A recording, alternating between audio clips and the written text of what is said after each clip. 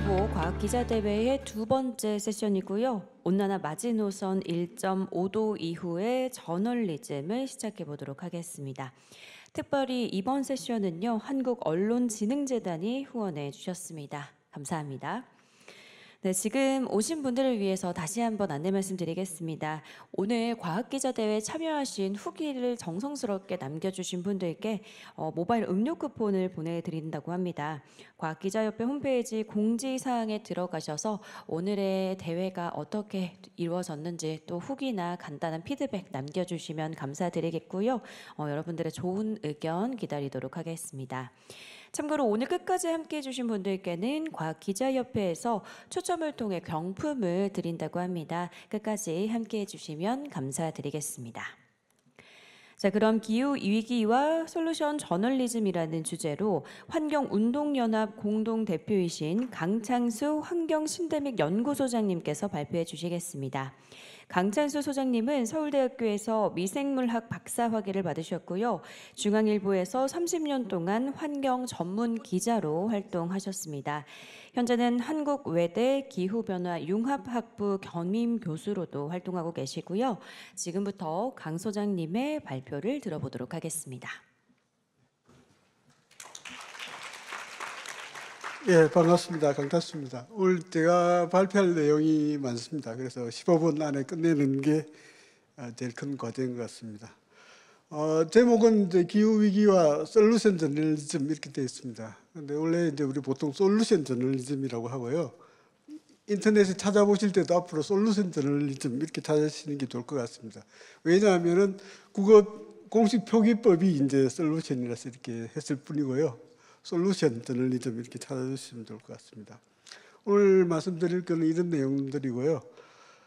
먼저 기후 위기에 대해서 간단히 살펴보겠습니다. 이런 그래프 많이 보셨을 텐데 작년 2024년에 벌써 산업화 대비해서 1.5도 이상 올랐다. 작년 연평균 기온이요. 지구 전체에 그런 이야기들이 나오고 있습니다.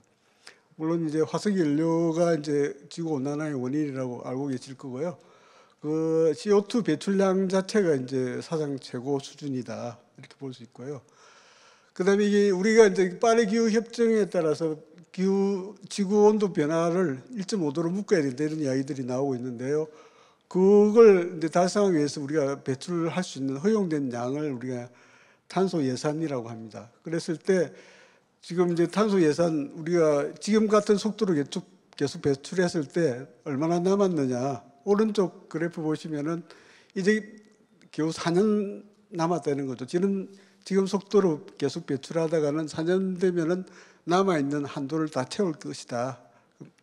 그리고요, 이게 이제 2023년에 나온 IPCC 그 보고서를 쭉 보시면은, 가장 적게 배출하는 시나리오 하에서도 2040년 무렵, 이 무렵에는 1.5도를 초과할 것이다. 그러면 의문이 드실 수도 있는데요. 작년에 1.5도를 초과했는데 왜 또 그러냐 그러는데 기후라는 건 이제 어느 한 해만 가지고 하는 건 아니고요. 한 30년 정도 장기적인 트렌드를 가지고 우리가 기후라고 하기 때문에 이런 추세로 가면은 뭐 2040년 되면은 1.5도 목표를 초과할 거다 이렇게 이야기들이 나오는 거죠. 그런데 실제로 이제 보면은 그동안 이런 트렌드를 쭉 그래프로 그려보면은 2029년 뭐 이렇게 되면은 1.5도를 초과하는 것은 뭐 확실한 상황이 될 거다 이런 이야기도 나오고 있습니다.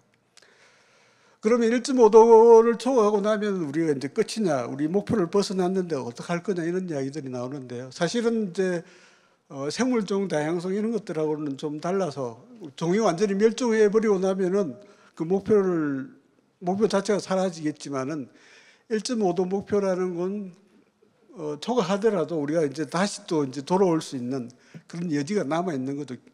뭐 기회가 이제 줄어들 수는 있지만 1.5도로 돌아올 수 있는 기회가 남아 있는 한에서는 우리가 그 목표를 버릴 수는 없다. 그러니까 법적 윤리적 의무로 이제 계속 노력을 해야 된다 이런 거고요. 그래서 우리가 이제 1.5도의 목표를 쉽게 포기할 수 없는 그런 상황입니다.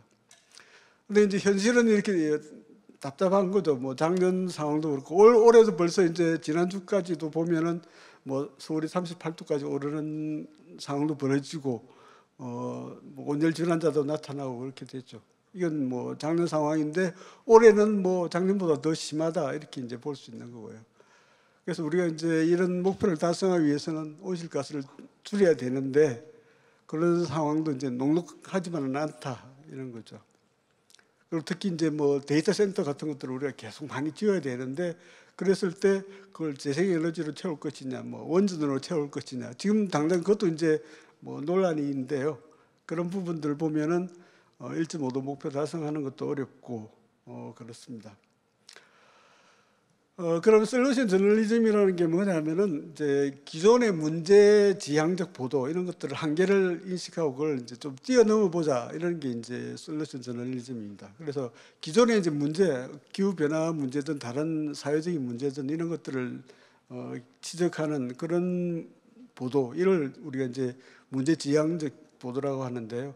너무 이제 위험한 것들 그런 것들만 보도를 하다 보면은 사람들이 이제 죄책감이라든지 슬픔 이런 것도 느낄 수 있고 오히려 또 뉴스 자체를 피한다든지 보지 않는다든지 무력감을 유발할 수도 있고 그런 상황들이 벌어지는 거죠. 그래서 이제 솔루션 저널리즘에서는 뭐 이런 대책들, 해결책들 이런 것들을 이제 제시하는 거죠. 그래서 이제 보면은 그 미국 같은 경우에도 한 10여 년 전부터 이제 이런 논의가 시작이 되고 실질적으로 뭐 네트워크도 만들어져서 이런 활동들을 하고 있습니다. 그래서 이제 그 지역 사회에 더 나은 선택지, 해결책을 제시하는 거고요. 그래서 문제 대응 이런 쪽에 이제 초점을 맞춘다 이렇게 볼 수 있겠습니다. 그래서 이제 그 사회적 문제에 대해서 대응, 조사, 평가 이런 것들을 나타내고요. 그래서 이제 해결책을 어떻게 하면은 제시하고 그걸 효과적으로 보여줄 것이냐 그런 것들을 보여주겠습니다. 그래서 뭐 핵심 내용이라고 그러면은 한 4가지 정도를 들 수가 있습니다. 그래서 어떻게 대응을 할 것이냐, 그다음에 그것들이 이제 무엇을 배울 것이냐 그 대응을 통해서, 그다음에 그것들이 이제 과연 그런 효과가 있는 것이냐 대응책 자체가, 그다음에 그런 것들이 이제 물론 이제 좋은 점만 부각할 것이 아니라 단점도 제시하고 이런 것들도 이제 같이 이제 제시를 하는 거죠.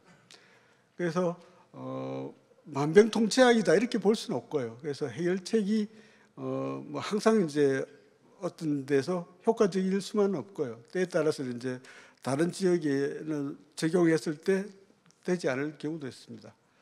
그래서 그러면서도 이제 저널리즘 본질적인 어떤 그 감시 기능 이런 것들은 또 여전히 갖고 있다 이렇게 볼 수 있겠습니다. 그래서 뭐 솔루션 저널리즘이냐 아니냐 이렇게 이제 뭐 두부 못 자르듯이 이렇게 확실하게 구별할 수는 없습니다. 근데 이제 보면은 대체적으로 이제 사회 문제에 대한 대응, 그다음에 그 반응이 어떤 식으로 작동하는지 이런 것들을 좀 실험적으로 보여주기도 하고 그 결과를 이제 좀 명백하게 제시한다 이런 거고요. 그다음에 유용한 정보를 또 제공한다든지, 그다음에 아까 말씀드린 것처럼 해결책을 제시하되 한계도 같이 또 제시한다는 거죠. 그래서 이런 외국에서도 이제 포지티브 뉴스라든지 솔루션스 이런 식의 사이트들에 좀 들어가 보시면은 그런 사례들을 좀 구체적으로 보실 수 있고요. 또 이런 BBC 같은 데서도 들어가 보시면은 이제 이런 사이트에서 사례들을 이제 보실 수 있습니다. 국내에서도 이제 뭐 몇 년 전부터 이런 솔루션 저널리즘에 대해서 이렇게 이제 논의들이 있었습니다. 이 한국언론진흥재단에서도 연구소도 나오고요. 국내 이제 언론 종사자들을 대상으로 해서 이렇게 설문조사도 했습니다. 그래서 보시면은 93%의 관계자들이 이제 솔루션 저널리즘이 필요하다 이렇게 이제 이야기를 하고 있습니다. 물론 활성화가 되기 위해서는 여러 가지 것들이 필요하다 이런 거고요. 그다음에 이제 이런 솔루션 저널리즘 리포트라는 이런 사이트도 있습니다. 지금은 이제 뭐 운영은 안 되는 것 같고요. 2022년 뭐 이런 때 본격적으로 몇 개의 사례들이 들어 있습니다. 요거는 이제 제가 쓴 기사인데요. 1996년에 쓴 겁니다. 30년 전에 쓴 기사인데 제가 갑자기 이걸 왜 들어보냐면요. 기대종 살리기 운동이라고 해서 이제 생태계 종 보존 운동입니다. 근데 이제 그 중에서 이제 순천만 흑두루미 살리기 내용이 이제 들어있었고요. 그때 이제 갈대밭이 사라지느냐 어떠냐 이런 상황이었는데, 오른쪽에 보시면 2023년에 이제 순천만 국가정원에 이제 뭐 500만 명, 700만 명 이렇게 찾아되는 거거든요. 그러니까 제가 이걸 굳이 보여드린 거는 솔루션 저널리즘이라는 거는 이제 몇 년 사이에 어떤 결과가 나오는 게 아니라 어떻게 보면 수십 년 지난 다음에 이제 그 결과가 나올 수도 있고, 해결책을 우리가 제시한다 해서 바로 해결책이 나오는 건 아니고요. 그다음에 이런 제가 쓴 것도 2004년도에 쓴 기사인데요. 보면 이런 것들이 이제 몇 년에 걸쳐서 이제 그 성과들이 이제 나타날 수도 있다, 이렇게 볼 수가 있겠습니다. 뭐 이런 기사도 있을 거예요. 그래서 솔루션 저널리즘 자체가 이제 그렇게 쉬운 건 아니고요. 그 이제 뭐 전문적인 준비 부족이라든지 지원 부족 이런 것 때문에 쉽게 이제 적용하기 어려운 점도 있겠습니다. 그래서 뭐 이런 기사들을 이제 많이 이제 쓰고 있죠. 그래서 보면은 기후 변화 관련된 기사들 보면 이제 과거에 비해서 엄청나게 늘어났습니다. 지금 1년에 한 6만 건 정도 이렇게 나오는데요. 기후 위기는 이제 한 18,000건 이렇게 되고 있습니다. 그래서 이거 보면은 쌀 기사하고 비교를 해보면은 확실히 이제 기후 변화 기사가 이제 많이 나온다, 이렇게 이제 볼 수가 있고요. 뭐 기존의 기후 보도의 한계 이런 것들은 아까 말씀드린 거하고 이제 많이 겹치죠. 그래서 이제 그 기후 위기 관련해서 이제 뭐 이런 부분들도 솔루션 저널리즘으로 많이 해결할 수도 있다, 이런 거죠. 그래서 뭐 재생에너지 전환 문제라든지 기후 적응형 농업 실험 이런 것들, 이런 것들을 사례로 이제 제가 말씀드릴 수 있을 것 같고요. 뭐 영농형 태양광 이런 것도 이제 방법이 될 수도 있고요. 그래서 이런 것들도 뭐 이건 2008년도에 이제 제가 시도해본, 억지로 이제 어떻게 보면 갖다 붙인 걸 수도 있는데 이런 것들이 있을 수 있습니다. 요거는 이제 최근에 이제 한국일보에서 나온 사례를 제가 한번 소개를 드리겠습니다. 그리고 이건 이제 뭐 제가 개인 홈페이지에서 나름대로 이제 이런 것들을 소개를 하고 있고요. 그래서 이제 그 긍정적인 효과 이런 것들을 좀 말씀드리면, 통찰력을 제공한다든지 효능감을 높인다든지 이런 것들이 되겠습니다. 그래서 공감대를 형성한다든지 미디어의 역할을 강화한다든지, 그다음에 과학 저널리즘과의 접목을 통해서 이런 것들을 해결해 나갈 수 있을 것 같습니다. 그다음에 이제 기후 위기와 건강, 이거는 이제 솔루션 저널리즘하고 직접 상관은 없지만 우리가 앞으로 1.5도 저널리즘에서 이제 이 부분을 좀 우리가 많이 강조를 해야 되지 않을까 싶습니다. 노인, 빈민 문제, 장애인들, 어린이들 이런 부분들이 이제 기후 변화에 이제 피해를 더 많이 받을 수 있는 거죠. 그래서 이제 지자체 이런 쪽에서 어떤 대응을 하느냐 이런 것들을 우리가 좀 소개해 주는 것도 일종의 이제 솔루션 저널리즘하고도 접목이 될 것 같습니다. 아울러 이제 기후 변화가 정신 건강에 미치는 이런 부분들도 우리가 좀 같이 이제 다룰 필요가 있지 않을까 싶습니다. 그래서 이제 결론을 좀 말씀드리면은 1.5도씨 이후에 기후 저널리즘, 그랬을 때는 이제 뭐 기후 변화의 심각성을 우리가 이제 인정하는 동시에 청중들한테 이제 행위를 어떻게 실천을 유도할 것이냐, 그런 섬세한 접근 방식 이런 것들이 필요할 것 같습니다. 그래서 저널리즘의 가치를 그렇다고 해서 버리는 건 아니고요. 그래서 그 기존의 저널리즘 가치와 일치하는 방향으로 이제 접목을 할 필요가 있을 것 같습니다.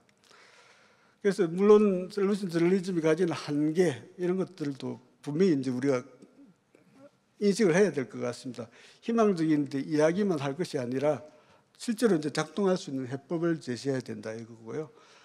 또 아울러 이제 이런 해법들을 제시할 때 그게 단순히 이제 뭐 그렇더라가 아니라 우리가 이제 또 과학 기자니까 또 과학 저널리즘과의 접목을 통해서 또 이제 근거에 기반한다든지 이런 것들, 전문가와의 검증 이런 것들을 이야기하면서 또 과학 저널리즘과 솔루션 저널리즘이 이제 하나로 합칠 수 있는 그런 게 될 수 있지 않을까 생각합니다. 물론 이제 이 이해관계자 이런 부분들, 과학 저널리즘에서 쉽게 잘 하지는 않겠지만은 이해관계자에 대한 배려라든지 사회적 적용 이런 것들도 같이 이제 살펴볼 필요는 있겠습니다. 예, 감사합니다.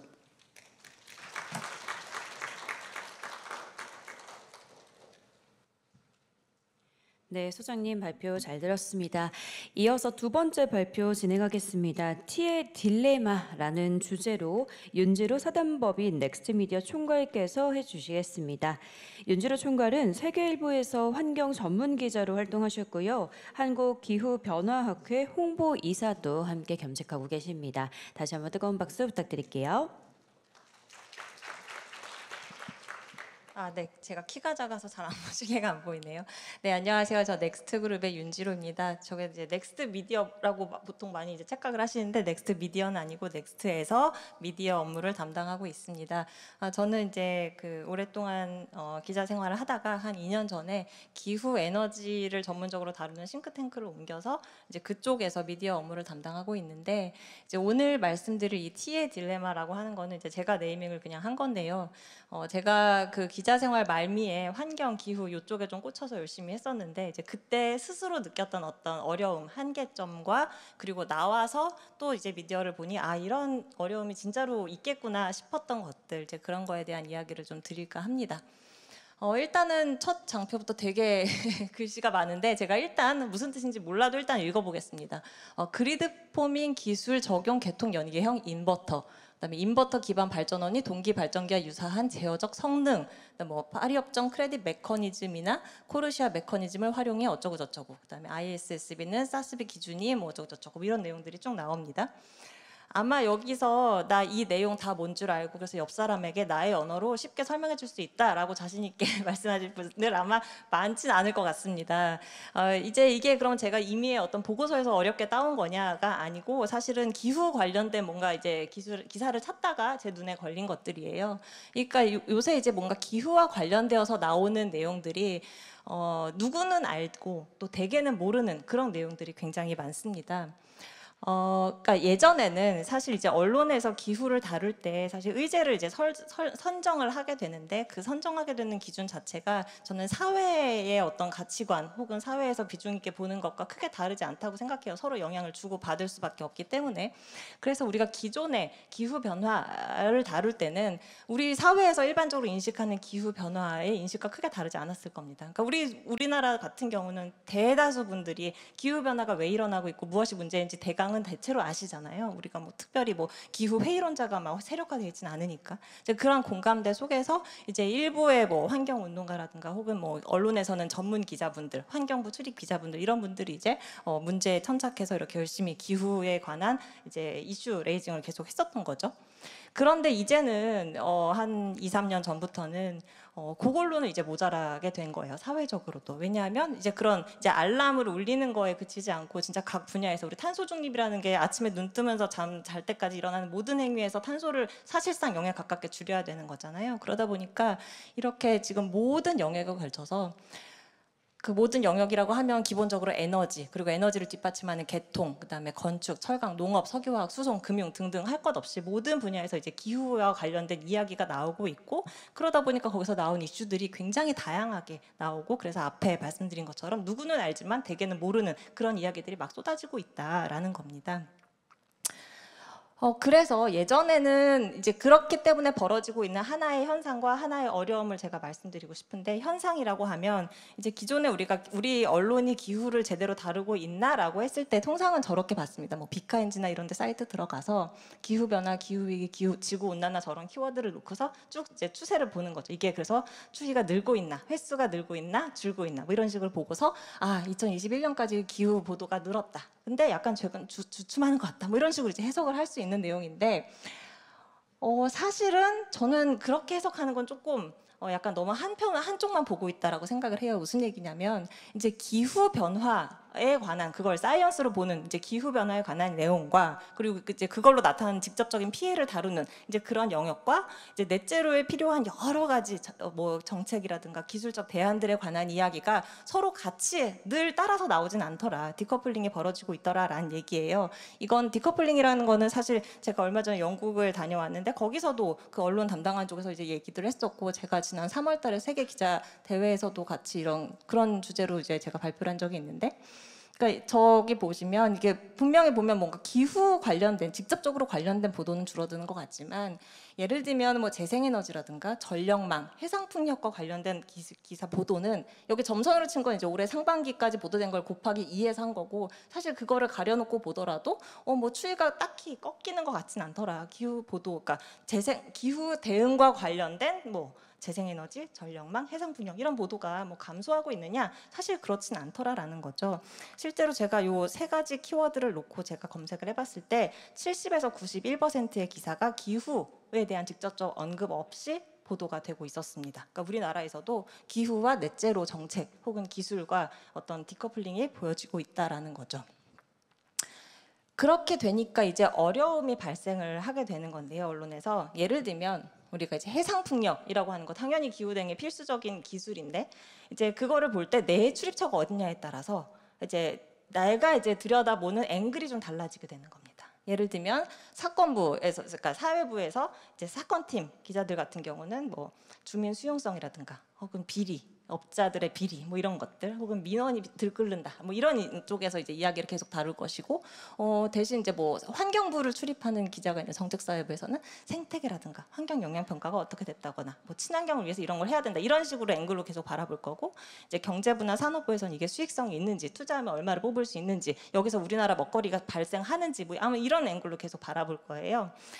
그렇다 보니까 사실 그 모든 거의 총합이 해상풍력이라는 건데, 우리는 다들 이제 우리가 그것만 바라보고 있는 사람도 아니고 기자분들이, 그러다 보니까 계속 내 자리에서 그 앵글로만 바라보니까 이 전체를 조망하기도 어렵고, 그러다 보니까 자칫하면 뭔가 기자 스스로 확정 편향에 들어갈 수도 있고, 혹은 뭐 예를 들면은 이거를 어쨌든 기후 대응에 필요하다라는 인식이 깔리지 않은 상태에서 어떤 해상풍력을 투자 상품으로 바라보게 되면서, 만약에 뭐 금리가 올라서 더 이상 매력적이지 않으면 또 이슈를 그냥 외면하게 되는 뭐 이런 식의 어떤 문제들이 발생할 수 있더라라는 거고요.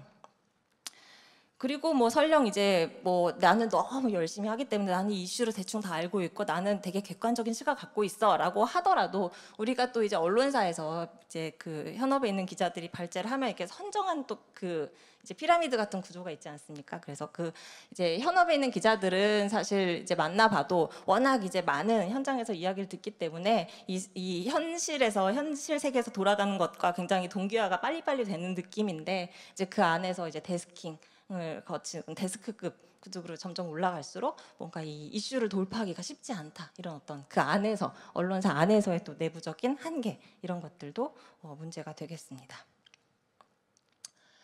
그래서 이제 제가 이 밖에서 제가 있는 분야가 워낙에 굉장히 정량적이고 어려운 보고서를 내는 그런 연구소이기 때문에, 저도 사실 이제 기자분들을 만나서 저의 역할은 저희 보고서를 이제 많이 전파를 해야 되는데 그런 벽에 저도 늘 부딪혔거든요. 예전에는 언론사 안에서 그런 문제를 부딪혔다면 이제 밖에서 이제 그런 어려움을 부딪히게 되는데, 그래서 그거를 돌파하기 위해서 고민을 하다가 한국기자협회랑 함께 이제 언론인 연수를 하나 기획을 했습니다. 근데 제 이제 처음 기획했던 거는 뭔가 이쪽 분야를 잘 아주 깊이 있게 전문적으로 다루지 않는 이제 그런 분 중에서 특히 이제 중간층, 혹은 뭐 그 이상이면 더 좋겠지만 어쨌든 한 팀장 혹은 그 이상 그 분들을 대상으로 해서 이걸 뭔가 이 기후와 관련된 여러 것들의 어떤 외연을 확장해야겠다라는 취지로 이제 연수를 기획을 했고요. 그래서 이번에 한 게 이제 한 12, 13, 15년 고 연차들 기자분들이 많았고, 이분들 역시 다들 한 번씩 그 해상풍력과 관련된 보도를 한 적은 있지만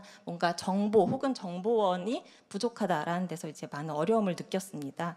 저희가 이 연수를 하면서 연수의 효과성을 좀 보고 싶어서 연수 전후로 여러 가지 몇 가지 이제 설문을 했었는데, 그 중에 이제 한 두 가지 정도만 보여드리면, 문항 중에 그게 있었어요. 해상풍력이라는 단어를 들었을 때 떠오르는 단어나 이미지를 자유롭게 적어주세요 했을 때, 그러니까 연수 전에는 바다, 어민, 터빈 뭐 이런 것들이 이제 많았습니다. 그러니까 이건 사실은 이제 누구를 붙잡고 물어봐도 나올 수 있는 대답인 거죠. 근데 이제 연수 후에는 저희가 이제 해상풍력을 이거 뭐 지구를 위해 좋은 에너지원뿐만이 아니라 이걸 좀 산업적 관점에서 바라봤으면 좋겠다, 이런 이제 취지로 저희가 이제 그 프로그램을 짰는데, 연수 후에는 이제 돈, 아리백, 경제 집적화, 선점, CFD, 공급망 뭐 이런 쪽으로 좀 이슈가 다양하게 키워드가 뽑히는 걸 볼 수 있었고요. 특히 흥미로운 거는 저희 참석자 중에 이제 금융 쪽에 그 특화된 분, 그 금융 출입을 오래 하신 분이 계셨는데 그분은 해상풍력이라는 단어 들었어요 처음에. PF 대출 보증 ESG 미래 에너지 펀드가 떠올린다고 딱 너무나 금융 출입 기자스러운 답변을 딱 하셨다가 연수 후에는 CFD라는 건 이제 재생에너지를 이제 널리 그 보급하기 위한 어떤 하나의 뭐 그 사업자 편의를 봐주기 위한 어떤 그런 계약 제도인데, 예, 그래서 그 CFD 뭐 제주도 친환경 탈탄소 신재생에너지 이렇게 뭔가 이제 시야가 좀 확대되는 이런 듯한 이제 결과가 있었고요. 또 이쪽 분 같은 경우는 이제 지방에 있으시면서 주로 어민들과의 어떤 갈등 이런 거를 많이 다루셨대요. 그래서 이제 어민 규제 갈등 이런 게 가장 떠오른다고 했는데 후에는 이제 돈 주민 교육, 뭐 선점 이런 식으로, 그러니까 기존에 내가 알고 있던 그 해상 풍력을 바라보는 앵글이 조금 더 확대되는 이런 이제 답변이 나왔더라라는 거고요. 또 하나 말씀드리면 이 에너지 전환과 현재 본인의 업무가 관련이 있다고 느끼는 그 정도의 변화가 있었습니까?라고 제가 물었는데 이제 보기가 5가지가 있었습니다. 저 해석하는 방법은 예를 들면 1번 같은 경우는 나는 예전에도 내 일은 그 에너지 전환과 관련이 없다고 느꼈고 여전히 그렇게 느낀다. 이제 이런 건데. 답변을 받아봤더니 이제 5번이 가장 많았습니다. 나는 예전에도 관련이 있다고 느꼈는데 관련도가 더 깊어졌다고 느낀다가 가장 많았고, 그 다음에 이제 의미 있다고 보는 부분은 저 2번. 그러니까 예전에는 사실 나는 별로 관련 없다고 생각했는데 이제 보니 좀 관련이 있는 것 같다. 이렇게 하는 분들도 30%가 있었습니다.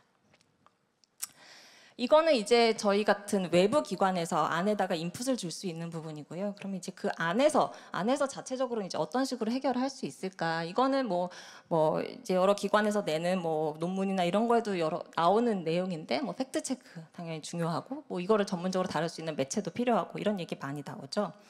팩트체크 관련해서 제가 지난 4월 달에 왜 스페인에서 대정전 있었잖아요. 그때 정전 시기에 저도 이제 뭐 관련해서 칼럼을 쓸 일이 있어서 막 이렇게 외신을 뒤져보다가 이제 요새는 이제 그 챗GPT 뭐 이런 거의 도움으로 현지 그 언어로 된 현지 매체를 이제 쉽게 찾아볼 수가 있잖아요. 그러다가 이제 알게 된 매체가 있었는데 이건 제가 이제 영어로 해서 그렇고 원래는 그 스페인어로 되어 있는데요. 스페인의 이 말티다 S라고 하는 이 사이트를 찾아서 제가 너무 어떻게 이런 훌륭한 매체가 있을 수 있을까 제가 인상적이었는데, 그 이제 스페인 정전이 있었던 그 시기에 정말 굉장히 많은 오정보와 역정보들이 막 쏟아져 나왔거든요. 그 중에 사실 우리나라 언론에도 수정되지 않고 나왔던 대표적인 게 예를 들면 그 유도 대기 현상, 뭐 이런 뭐 갑자기 대류가 활발히 지표가 달아오르면서 대류가 활발해져서 이게 뭐 송전망의 진동을 일으켜서 이게 뭐 개통 불안정을 일으켜서 정전이 났다라고 하는 것들, 사실 그게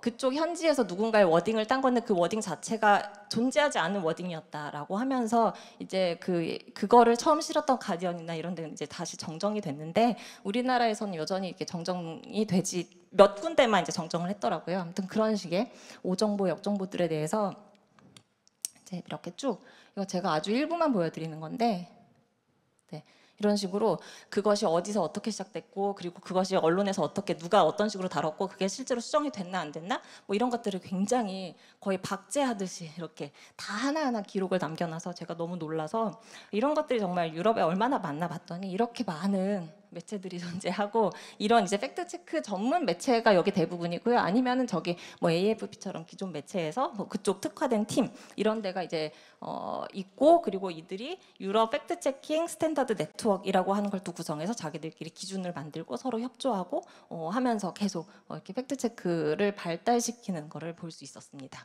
네. 그리고 뭐 전문 매체들은 여러분들도 잘 아실 텐데 이런 뭐 카본 브리프라든가 뭐 인사이드 클라이밋 뉴스 이런 굉장히 이쪽에 특화된 매체들도 많은데 사실 우리나라에도 이런 매체들이 최근 들어서 많이 생기긴 했죠. 그런데 사실 제가 조금 아쉬운 부분은 물론 굉장히 훌륭한 매체들도 많지만 약간 이제 또 제가 네이밍을 하자면 뭔가 따르면 저널리즘이라고 뭔가 너무 뭐뭐에 따르면 식의 보도가 많아요. 그러니까 외신을 그냥 번역한 수준의 그 매체들이 좀 많은 게 좀 아쉽다라는 거고, 그래서 제가 이제 마무리하면서 질문을 하나 던지자면 그럼 왜 우리는 좀 상황이 다를까? 왜 우리는 팩트체크라든가 혹은 전문 매체가 그렇게 유럽만큼 활발하지 못할까?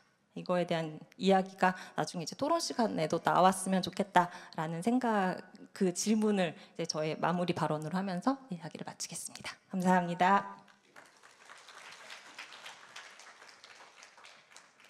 네, 발표 감사합니다. 지금부터는 토론을 이어가 보도록 하겠습니다.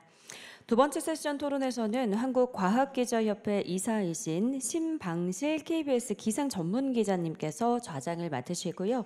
신우열 전남대 미디어 커뮤니케이션학과 교수님, 한국과학기자협회 이사이신 신혜정 한국일보 기자님, 정수종 서울대학교 환경대학원 교수님, 그리고 한국과학기자협회 부회장이신 천권필 중앙일보 정책사회부 기자님, 그리고 마지막으로 주제 발표를 해주신 강창수 소장님과 윤지로 총괄님이 모두 함께 패널로 참석해서 토론을 진행해 주시겠습니다. 자, 무대 위로 올라와 주시면 감사드리겠고요. 정리가 되는 대로 좌장이신 신방실 기장님께 저는 마이크를 전달해 드리고 내려가도록 하겠습니다. 편하게 진행해 주시면 되겠습니다.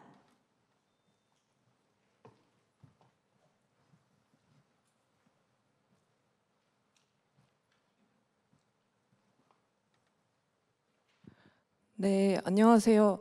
AI 세션이 끝나자 많은 분들이 자리를 떠나셨는데 그래도 지금까지 자리를 지키고 계신 분들은 정말 기후위기 그리고 저널리즘에 대해 관심이 많으신 분들이라고 생각하고 너무 감사드립니다. 오늘 이 자리에는 기후에 관련해서 많이 오랫동안 취재를 한 기자들, 그리고 학계에 계신 저널리즘 관련 교수님, 그리고 기후변화를 연구하시는 또 대기과학자인 교수님, 이렇게 다양한 분들이 모여서 이 1.5도 온난화 이후에 우리의 과학 저널리즘이 어떻게 달라지고 또 어떤 대응을 해야 할까를 다방면으로 깊이 있게 논의를 할 수 있는 자리가 될 것 같습니다. 저는 KBS 기상 전문 기자 신방실인데요. 지금 중부지방에 비가 엄청 많이 오고 있습니다. 레이더 영상을 조금 전에 봤는데 사실 날씨에 대해서 관심이 너무나 많죠. 7월부터 더위가 일찍 찾아왔고 또 더위를 몰고 왔더니 뜨거운 고기압들이 잠시 물러난 사이에 북쪽에서 한기 내려오면서 수증기랑 충돌해서 어마어마한 폭우가 쏟아지고 있습니다. 이제 뭐 시간당 100mm 안팎의 폭우가 일상이 되고 있고 우리가 기후위기가 얼마나 우리의 삶을 위협하고 있는지 체감을 하면서 살아가고 있습니다. 그래서 지난해 1.5도 온난화를 처음으로 넘은 데 이어 그 WMO 세계기상기구가 향후 5년 안에 1.5도 온난화뿐만 아니라 2도 온난화가 찾아올 확률도 낮긴 하지만 처음으로 제기가 된 상황입니다. 사실 이렇게 긴박한 상황에서 이 과학 저널리즘이 어떻게 나아가야 하는지 굉장히 관심이 큰데요. 여기 지금 계신 분들께 저희가 토론을 하면서 이에 대해서 좀 깊이 있는 대안이나 이런 해결책을 끌어낼 수 있을 것 같습니다. 방금 사회자분께서도 소개를 해주셨는데 제가 한 번 더 여기에 계신 패널 분들 소개를 하고요. 각자 짧게 본인들의 전문 분야에서 어떻게 해결을 하고 접근하면 되는지에 대한 답을 좀 들어보는 시간을 갖도록 하겠습니다. 강찬수 소장님과 그리고 윤지로 총괄님은 조금 전에 발제를 하셨고 네, 저쪽 저기 앉아 계신 지금 천권필 중앙일보 정책사회부 기자시고 과학기자협회의 부회장을 맡고 계십니다. 네, 한번 박수 한번 쳐주시겠어요? 네. 네, 그리고 그 옆자리에 모신 분은요, 신우열 전남대학교 미디어 커뮤니케이션학과 교수님이시고 기후위기 저널리즘 분야의 전문가십니다. 네. 네, 그리고 여기 앉아 계신 정수종 서울대 환경대학원 교수님이십니다. 대통령 직속 2050 탄소중립 녹색성장위원회 위원을 맡고 계십니다. 네, 그리고 저기 마지막 끝자리에는 신혜정 한국일보 미래기술탐사부 기자고 과학기자협회 이사를 맡고 있습니다. 네, 보시면 아시겠지만 정말 다양한 분야의 전문의 기자도 있고 교수님도 계시고 한데 한번 한 분 한 분 오늘 이 패널로서 어떤 이야기를 하실지 발제를 한번 간단하게 들어보는 시간을 갖겠습니다. 일단 천권필 기자님부터 시작해 주시면 감사하겠습니다. 예, 안녕하세요. 저는 그 중앙일보에서 기후환경 분야를 출입하고 있는 천권필 기자라고 합니다. 일단은 사실 뭐 현장에 있는 기자의 관점에서 두 분의 발표를 듣고 사실은 굉장히 공감되는 부분이 많았는데요. 솔루션 저널리즘이라든지 말씀하신 T의 딜레마 이런 부분들이 사실은 저도 몇 년 동안 오랫동안 기후 보도를 하면서 굉장히 좀 벽에 부딪혔던 사실은 그런 부분들이라고 말씀드릴 수 있을 것 같습니다. 특히 이제 그 솔루션 저널리즘 같은 경우에는 항상 이게 답이라는 걸 알면서도 이걸 어떻게 이제 그 편집국 내부에서 이게 중요한 기사로 이거 만들 것인가 하는 부분들은 계속 고민해본 문제인데요. 사실 이제 저희가 주제도 있지만 이제 1.5도 돌파가 이제 임박한 상황에서 실제 이런 기후 적응이나 대응에 활용할 수 있는 어떤 대안을 발굴하고 검증하는 좀 이런 기자들의 역할이 더 이제 중요해진 것 같습니다. 그래서 사실 최근에 그 기후 투수 블럭이라고 이제 도로에 지금 또 아스팔트 대신에 물을 흡수하면서 또 도시 열섬도 약화시킬 수 있는 그런 기술을 이제 개발 중인 분을 취재한 적이 있는데요. 이제 그분이 이거를 10년 넘게 연구하시면서 지금도 이게 이제 이런 기술들이 이제 대안인 거를 열심히 설득하고 다니지만 이게 되겠냐? 이게 되면 또 다른 문제가 생기지 않겠냐 이런 의심과 불신 이런 거에 대해서 항상 좌절한다. 올해는 되겠지 하면서 그런 좌절감에 대해서 저희 토론을 많이 하셨는데 사실 그런 것들 보면서 아 이런 대안들을 어떻게 보면은 더 이제 실제 현장에 적용할 수 있도록 과학적으로 검증하고 좀 알릴 수 있는 이게 역할이 지금 좀 필요하지 않을까. 사실 저 역시도 이제 오늘 이제 토론을 들으면서 딱 그분이 생각이 나더라고요. 근데 이제 가장 이제 현장 기자로서의 가장 큰 고민은 이런 어떤 취재거리나 이런 것들이 있을 때 이제 이런 그 기사의 가치 이런 것들이 이제 편집국 내부의 구성원들과 이제 공유하는 건데요. 이제 아까 잠깐 그 윤지로 총괄께도 말씀하셨지만 저희가 기사를 쓰려면 크게 이제 두 단계의 허들을 넘어야 됩니다. 첫 번째가 이제 우리 부장이라고 하는 부서 데스크를 설득을 해야 되고요. 두 번째는 이제 편집 회의에서 그 편집국장을 비롯한 이제 주요 의사 결정권자들이 있잖아요.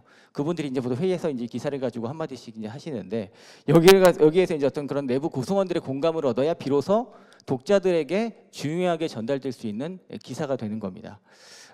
그렇게 되면 사실은 이런 한계들을 사실 극복하기 위해서는 저는 사실 제가 오랫동안 가장 좀 기자들이 풀어야 된다는 부분이 이런 기후 보도를 중점적으로 다룬 기자들이 뉴스룸 내에서 어떤 섬처럼 되지 않는 게 저는 되게 중요하다고 생각을 했거든요. 사실 이거 굉장히 중요해. 이 기후 보도 중요해. 기후 변화 문제 해결해야 돼. 이런 식으로 뭔가 이 중요성을 이게 혼자서만 외친다면 오히려 이 기자는 이런 거 뉴스 가치에 대한 판단을 제대로 내리지 못한다거나 뭔가 독자들과 떨어져서 본인의 분야에서만 너무 이게 고립돼 있다 이런 사실은 이런 부분에 대한 좀 비판도 직면할 수 있다는 사실이 있기 때문에 저는 오히려 지금 이제 다른 부서에서 산업부나 경제부나 문화부 아니면 뭐 여러 부서에서 지금 기후 변화를 언급을 하고 있는데 그런 분들이 저는 오히려 좀 긍정적인 현상이라고 보고 있습니다.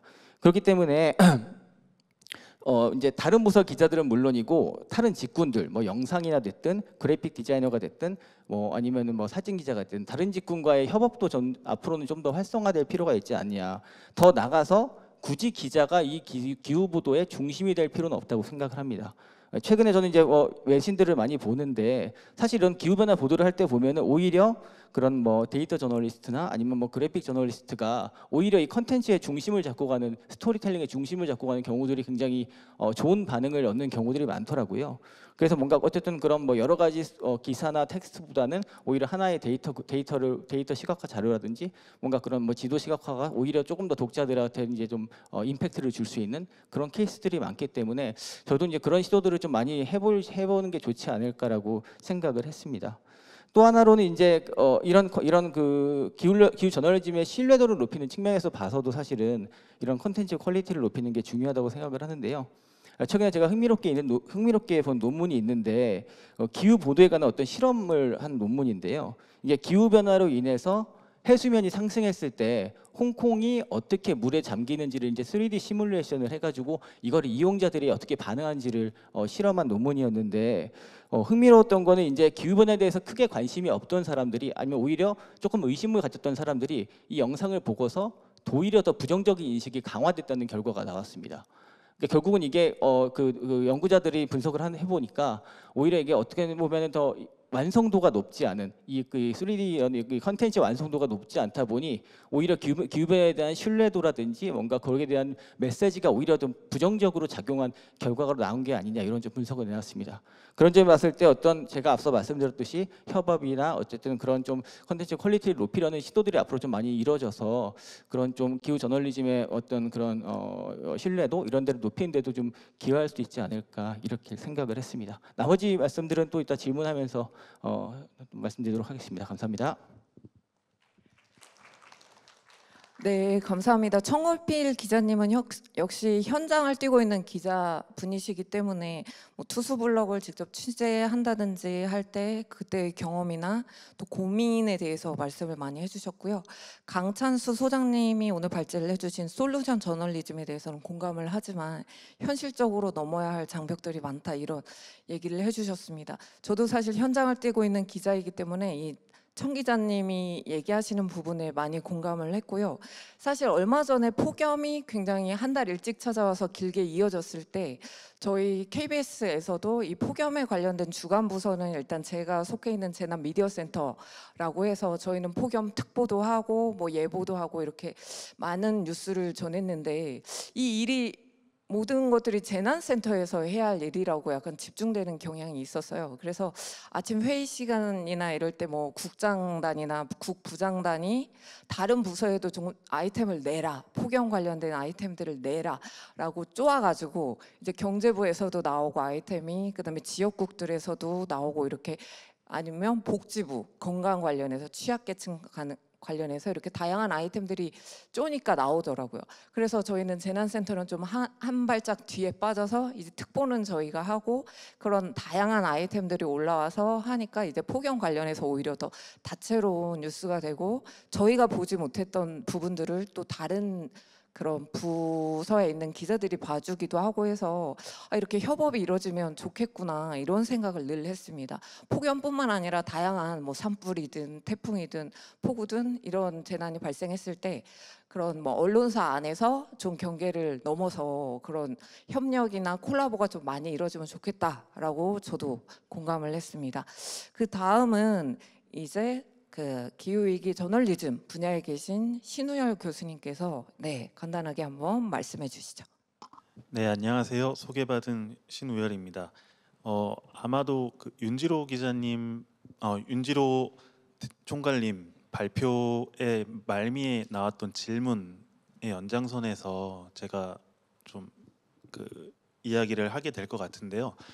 저는 이제 저널리즘을 연구하는 사람으로서 그럼 한국 언론은 왜 지금 이런 식으로 기후 혹은 에너지를 다루게 되었는가에 대해서 나름대로 뭐 이제 저널리즘 학계에서 사용하는 개념을 통해서 간단하게 좀 말씀을 드리고 싶습니다. 제가 오늘 주목하고 있는 단어는 인식론이라는 단어입니다. 사실 철학에서 유래한 단어인데 뭐 심리학에서도 이제 연구를 하고 있고, 근데 언론학계에서 말하는 언론 인식론은 언론이 이제 제도로서 지식을 사회에 전달하는 제일 대표적인 제도잖아요. 그러니까 아주 쉽고 혹은 정확한 정보를 취득하여서 사실임을 확인하여서 사람들에게 이게 지식으로서 알만합니다라고 전달해주는 역할을 이제 언론이 하고 있는데, 그것이 일종의 틀이 되어 있다라는 거죠. 뭐가 지식으로서 가치가 있는지, 뉴스에는 무엇이 지식으로 담겨야 하는지, 뉴스가 진실을 추구한다라고 했을 때 어떻게 추구한 진실이 언론은 좋다라고 얘기하는지 같은 것들이 나름대로 어떤 관점으로 정해져 있다는 거예요.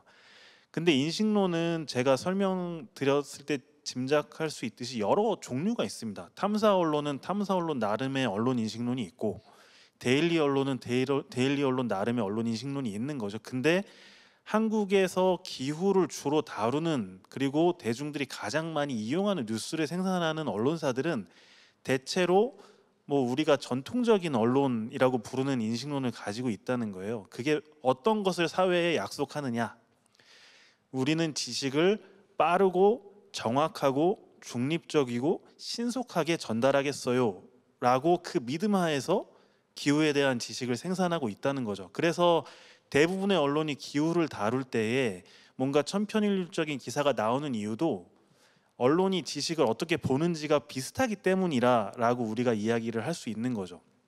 근데 이 얘기를 제가 드리는 이유는 뭐냐면, 언론 인식론은 사실 개인도 가지고 있지만 변할 수 있는 거기도 합니다. 근데 다만 그 인식론이라는 것이 조직의 시스템과 구조와 문화 같은 데에도 반영이 되어 있다라는 거죠. 아까 그래서 윤지로 총괄님이 얘기했을 때의 그 칸막이를 두 차원에서 보여주셨잖아요. 그러니까 내 부서에서는 기후를 이런 식으로 봐라든지, 아니면 뭐 내 데스크는 이런 걸 좋은 뉴스라고 해라는 것이 정해져 있는데, 그런 것들이 있기 때문에 기자들이 아무리 노력을 해도 기사가 다 비슷비슷한 형태로 사회에 전달이 된다라고 우리가 볼 수 있는 겁니다. 근데 제가 지금 여기서 말씀드리고 싶은 건 뭐냐면 그래서 인식론을 바꾸자라는 얘기를 하는 게 아니라 이런 게 있다라는 전제하에 우리가 현장에서 어떻게 이 기후위기를 해결할 수 있는 저널리즘을 실천할 수 있을까에 대해서 고민을 해볼 필요가 있다는 거죠. 그래서 사실 저도 답은 없는데 지금 이 시점에서 제가 연구했을 때 내놓을 수 있는 아주 실질적인 수준에서의 뭐 제 나름의 대안을 하나만 제시를 하고 마무리를 하도록 하겠습니다. 그래서 칸막이가 있다는 전제하에 저는 모든 기자들이 이제는 기후를 다룰 때가 되고 있고 또 아까 디커플링이라는 개념을 통해 설명해 주셨듯이 이미 그런 현상이 나타나고 있다고 봅니다. 그래서 정치 기자들도 기후를 다루고 경제 기자들도 기후를 다루죠. 다만 이제 그 부서에서 집중하는 관점에 따라 어떤 걸 키워드로 삼는지는 좀 다르겠죠. 근데 그런 것이 무조건 단점이냐? 저는 그렇다고 보지는 않습니다. 기후위기가 우리 사회가 다 같이 해결해야 될 문제인 만큼 모두가 다뤘을 때 그게 여러 차원에서 사회에서 그게 문제라는 인식이 생기기 때문에 저는 그 긍정적이라고 평가를 합니다. 다만 이제는 기후위기라는 것이 단순하게 우리가 그냥 발굴해서 사실을 있는 그대로 전달해야 될 상황이 아니라 우리 사회가 당면한 해결해야 될 문제라는 것을 일종의 전제로 깔고 기후위기는 해결해야 된다는 것을 일종의 세계관으로서 기자들이 인식할 필요가 있다는 거예요. 근데 그 시각이 있을 때에 경제 기자가 기후를 다루는 것과 아니면 단순히 경제 이슈로서 기후를 다루는 것은 저는 아젠다 설정에서 이제 달라질 수 있다고 생각을 합니다. 그래서 정리하자면 지금 전통적인 인식론이 있는 하에서 칸막이 안에서 기후위기를 다루더라도 기후위기를 문제로서 내가 일종의 세계관처럼 받아들이고서 다루면은 우리가 사회가 기후위기를 더 심각한 문제로 인식하는 데에 모두가 함께 기여할 수 있다라는 생각을 하고요. 마지막으로 이제 그럼에도 불구하고 모두가 아이템으로서 기후를 소화하는 것보다는 지금 언론사들이 다 잘하고 있듯이 기획으로서라든지 아니면 어떤 말 그대로 스토리텔링을 통해서 뭐 이제 발제자께서 말씀해 주시는 솔루션 저널리즘 측면에서 깊이 있고 사회 해결을 촉진시킬 수 있는 아젠다를 던지는 방식으로도 해야 할 텐데 그 과정에서는 기자님들이 이제 기후를 하나의 문화 현상이자 마치 페미니즘과 같은 어떤 특정 장르로 생각할 필요가 있다는 생각도 좀 들어요. 무슨 말이냐면 제가 좀 흥미롭게 본 게 한겨레 21이라든지 시사인 같은 잡지들을 보면 갑자기 어떤 권이나 호가 매진될 때가 있어요. 근데 그럴 때 보면은 뭐 예를 들면은 뭐 엠번방을 다룬 호라든지 뭐 어떤 작가들을 시리즈로 인터뷰한 호 같은 것들이 갑자기 매진되는 호들이 있더라고요. 근데 이제 그거를 언론학계에서는 이제 뉴스 이용자들이 얼굴 없는 사람들이 아니라 뭐 부족이 되어가고 있구나. 그래서 예를 들면은 페미니즘 부족들은 다른 건 몰라도 모든 사회 이슈에서 페미니즘 관계된 것들은 아주 민감하게 반응을 하는 거죠.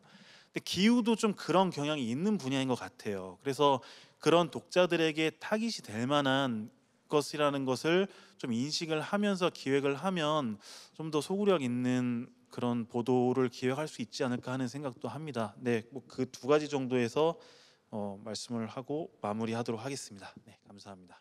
네, 신우열 교수님 말씀 감사합니다.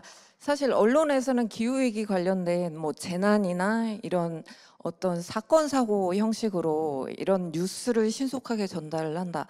또 기후와 관련된 지식을 전파한다. 아직은 이런 전통적인 언론관을 많이 가지고 접근을 하는데요.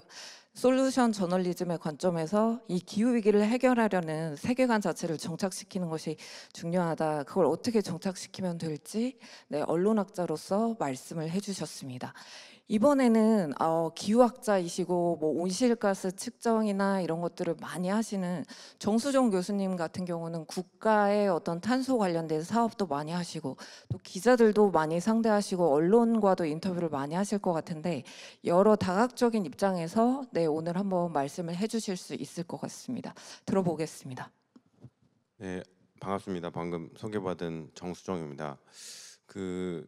방금 신 기자님이 얘기하신 것처럼 그 기자분들 이제 기후 변화 이슈가 심해지면서 많이 만나고 뭐 얘기도 나누고 인터뷰도 하고 했는데 그게 이제 저는 그 기자분들이 가지고 있는 그 질문 의식이 되게 중요하다고 생각하거든요. 왜냐면 한 번씩 굉장히 신박한 질문을 하세요. 이거 뭐지 하는 질문을 하는데 그게 이제 다음 연구의 아이템이 되는 거죠. 결국에는. 근데 잘 모르고 있던 것들을 질문을 해주시면 굉장히 그런 것들이 연구로 나아가는 적도 있고 이런 것들이 굉장히 그 중요한 부분이라고 보거든요. 왜냐면 이제 학자들은 자기 연구만 보고 있기 때문에 잘 몰라요. 세상이 뭘 요구하고 있는지. 근데 기자분들은 세상의 눈으로 보기 때문에 오히려 그런 질문들이 좋은 연구를 하게 하는 계기가 되고 동기가 되는 적이 꽤 많이 있습니다. 아마 저뿐만 아니라 다른 분들도 그러실 거고.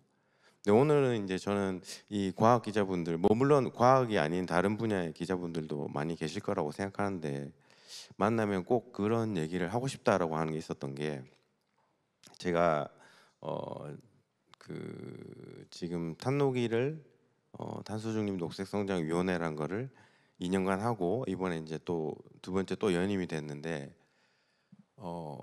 그 이게 보면 우리가 국가가 이제 정책을 개발하고 지자체도 마찬가지로 정책을 개발하는 과정에서 이 여러 가지 자료들을 많이 검토하는데 제가 쭉 보니까 그 중에서 가장 많이 검토하는 게 신문 기사더라고요. 신문 기사.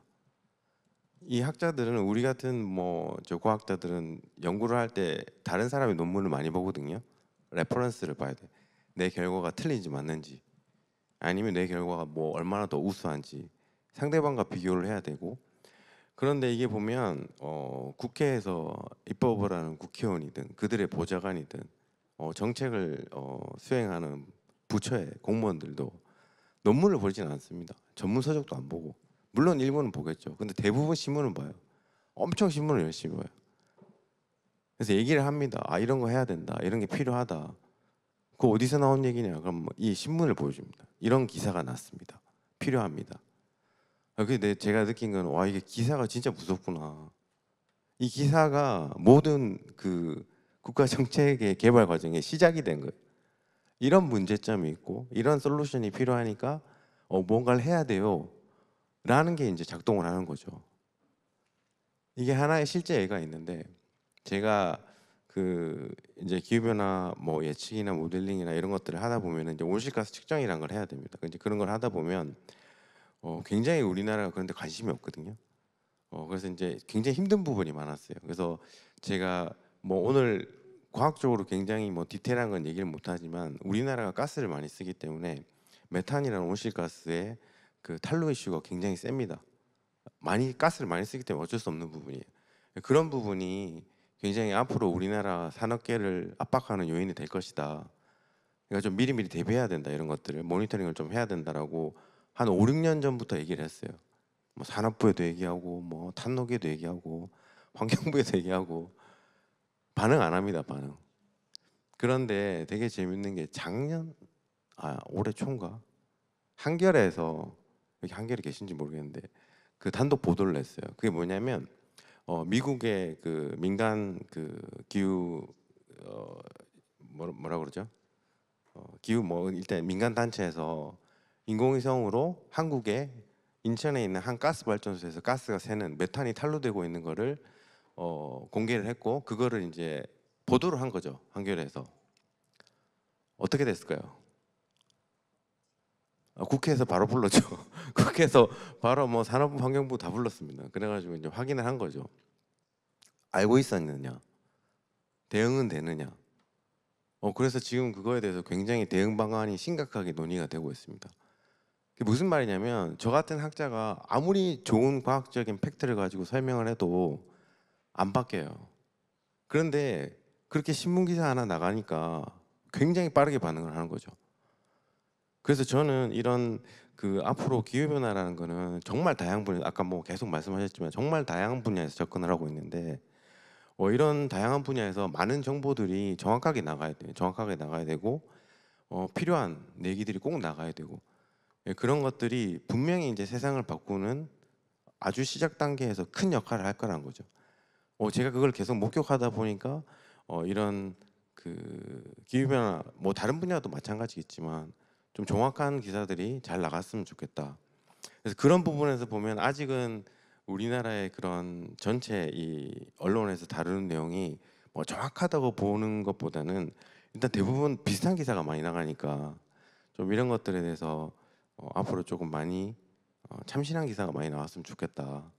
그리고 아까 말씀하신 것처럼 이제 내용 중에 보면 이제 조금 아까 뭐 넥스트 그룹에서도 그런 걸 시도하신 것 같은데 좀 기자분들이 좀 공부도 좀 하시고 뭐 그러면 이게 그냥 단순히 보도로 끝나는 게 아니다라는 걸 꼭 아셨으면 좋겠다는 얘기를 오늘 꼭 드리고 싶었습니다. 네, 이상입니다. 네, 정수정 교수님 좋은 말씀 감사드립니다. 일단은 언론 보도가 얼마나 중요한지 그 사실 처음 알았습니다. 왜냐면 저희 같은 경우 9시 뉴스에 이제 보도되지 않고 아침 뉴스로 나가거나 이러면 세상이 끝난 것처럼 막 절망하고 하는데 검색을 하면 늘 그 뉴스는 뭐 9시에 나가건 아침 뉴스 광장에 나가건 그냥 동일하게 이제 평등한 뉴스거든요. 검색 알고리즘에. 그런 거에 절망하지 말고 꾸준하게 이런 기획 취재를 하고 발제를 하고 뉴스로 제작하고 보도를 하고 하는 것이 얼마나 중요하구나 알 수가 있었습니다. 마지막으로 신혜정 한국일보 기자님이 저희 중에 가장 어립니다. 신혜정 기자는 하지만 환경 분야를 전문적으로 굉장히 열의를 가지고 보도를 해왔기 때문에 오늘 또 재미있는 참신한 이야기를 들려주실 수 있을 것 같은데 한번 말씀해 주시죠. 네, 안녕하세요. 소개받은 한국일보 신혜정 기자입니다. 제가 열의를 갖고 취재한 건 맞는데 전문적으로 취재했다고 말씀드리기에는 너무 이제 그 좋은 선배들께서 이렇게 모여 계시기 때문에 굉장히 부끄럽고요. 앞서 패널 분들께서 이제 언론사의 구조적인 문제들을 많이 짚어주셨기 때문에 저는 제가 이제 취재 보도를 하면서 직접 느낀 그 문제점이라기보단 고민 지점에 대해서 좀 말씀을 드리고 싶어요. 특히 저는 그 기후환경 분야를 한 3년 정도 취재를 하다가 작년부터 이제 과학기술 취재팀으로 옮겨서 이 두 분야를 좀 접목을 시키려고 제 나름대로 노력을 하고 있고요. 또 이제 솔루션 저널리즘도 제가 예전부터 관심이 많고 기후 보도는 솔루션 저널리즘이 반드시 포함돼야 된다고 솔루션이 포함돼야 된다고 생각을 하기 때문에 이 부분에서 시도를 많이 했는데요.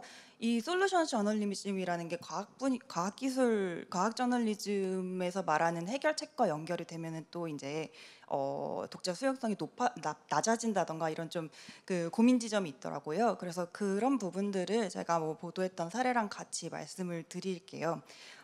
새로운 사례는 아니고 아까 강창수 소장님께서 이제 발표 자료에 넣어주셨던 저희 한국일보의 우리가 몰랐던 기후행동 기사가 있는데요. 사실 이 연재가 제가 작년 초에 일종의 솔루션 저널리즘을 염두에 두고서 직접 기획을 해서 시작을 하게 된 거고 이제 저희 회사 후배들이 지금까지 열심히 연재를 하고 있습니다. 당시에 제가 이 연재를 구성하게 된 배경은 막막함이었습니다. 이제 윤석열 정부 3년 차로 접어들던 시기였고 이제 정부의 기후 환경 정책이 여러모로 후퇴를 하던 시기였기 때문에 어떤 뭐 기업 단위라든지 뭐 정부 단위라든지 이제 좀 그 기후 대응을 열심히 해보자라는 정책 기사로는 어떻게 우리가 분위기를 띄우기가 어려웠고 이런 상황에서 기댈 것은 시민뿐이다. 이제 시민들에게 좀 더 힘을 실어주고 의지를 고취시키고 싶어서 이런 메시지를 던지고자 시작을 했던 거고요. 근데 단순히 그런 느낌 말고도 제가 그 근거로 한 게 있었는데요.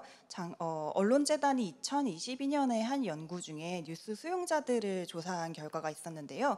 수용자들이 주로 이제 기후위기의 해결 방안에 대한 기사를 보고 싶지만 충분하지 못하다고 느낀다. 이런 그 설문 결과가 있어서 여기에 착안을 했었고요. 그래서 기획 연재가 계속되고 있는데 이거를 이제 과학적인 해결책과 연계하는 데는 좀 고민이 많고요. 이게 왜 그러냐면은 기후 분야 솔루션에 대한 독자들의 관심도가 주제에 따라 너무 달라지기 때문인데요. 예를 들어서 저희가 여기에서 되게 다양한 걸 보도를 했는데 예를 들어서 뭐 탄소 중립 포인트나 아이폰 셀프 수리 같은 굉장히 개인적인 행동 요인도 보도를 했고 그리고 기후정책 투표라든지 아니면 탈석탄 금융기관에 투자를 한다. 이런 구조적인 행동까지 다 소개를 했는데요. 조회수나 반응은 전자가 압도적이었습니다. 그러니까 당장 변화가 눈에 보이는 솔루션이나 또는 금전적인 이득이 있는 솔루션에는 관심을 굉장히 많이 가지셨는데 당장 그 티가 나지 않는 솔루션들은 관심도가 크게 떨어지더라고요. 그렇다 보면은 아무래도 이제 기자들도 내 기사가 좀 잘 읽히길 바라다 보니까 개인 생활 수준의 아이템으로 좀 회의를 하게 되고, 이러다 보면은 또 이제 솔루션 저널리즘을 한다면서 기후위기의 구조적인 핵심을 짚는 보도랑은 좀 멀어지게 되는 악순환이 많이 있었습니다. 저는 이제 과학 취재팀으로 옮기면서 이 솔루션의 경계를 기후테크 같은 걸로 좀 확장시키려고 열심히 노력을 하고, 좀 그 연구자분들 찾아뵈면서 여러 가지 연구들을 뭐 논문도 읽어보고 그랬었는데요. 근데 이 과정에서도 비슷한 문제가 생기는 것 같은데요. 일단 뭐 발표자 두 분께서 다 짚어주신 것처럼 이제 기후 위기의 솔루션을, 이거의 명감을 객관적으로 짚어주실 만한 전문가 취재원을 찾기가 쉽지 않고, 다들 연구 결과를 자세히 말씀하시길 좀 힘들어하시더라고요. 그리고 또 기술이라는 게 정책적으로 어떻게 뒷받침되고 발전되느냐에 따라서 경로가 달라지기 때문에 어떤 것이 앞으로 미래 솔루션이 될 거라고 콕 집어서 서술하기도 조금 애매한 부분이 있었습니다. 하지만 무엇보다도 여기서 가장 한계가 되는 거는 이제 연구자들이 내놓는 솔루션이 시민들의 삶에 접점이 낮다는 건데요. 이제 과학적 솔루션들이 대부분 논문이나 실험실 그 단계를 벗어나지 못하고 있기 때문에 이거를 제가 열심히 취재를 해서 이제 쉬운 언어로 설명하고 기사를 쓰더라도 굉장히 와닿지 않는 경우가 많은 것 같습니다. 예를 들어서 뭐 더 효율적인 페로브스카이트가 개발됐다, 이런 보도 자료들 굉장히 많이 봤는데 이거를 말로 설명한다고 해서 사람들이 좀 공감을 하기는 어려우니까요. 그래서 여기에 대해서 이제 뚜렷한 해법은 없는 것 같고, 결국 저희 같은 언론이 이제 최대한 시민 수용도를 높일 방법을 강구를 하는 게 좋은 것 같은데요. 저는 요즘에 이거에 대안 중에 하나가 언론이 결국 이제 직접 현장과 사례를 만드는 것이 되지 않을까라는 그 좀 생각을 하고 있습니다. 예를 들어서 해외에서는 이제 시민 참여형 과학 프로젝트가 많이 진행이 되고 있는 것 같더라고요. 시민들이 직접 뭐 기후변화의 영향으로 인한 생태 변화를 기록을 한다든지, 아니면은 뭐 탄소 저감 솔루션을 집에 적용을 해보다든지, 그리고 이런 실험을 연구자들과 긴밀하게 협업해서 이제 보도하는 이런 프로젝트들이 많이 좀 있는 것 같아서, 사실 언론인이나 연구자나 이거는 굉장히 품이 많이 드는 작업이지만, 또 이제 신호열 교수님께서 말씀하신 것처럼 언론의 기존 인식론을 굉장히 확 깨부셔야 되는 부분이기는 하지만 그만큼 좀 파급력이 있지 않을까라고 생각을 해봤습니다.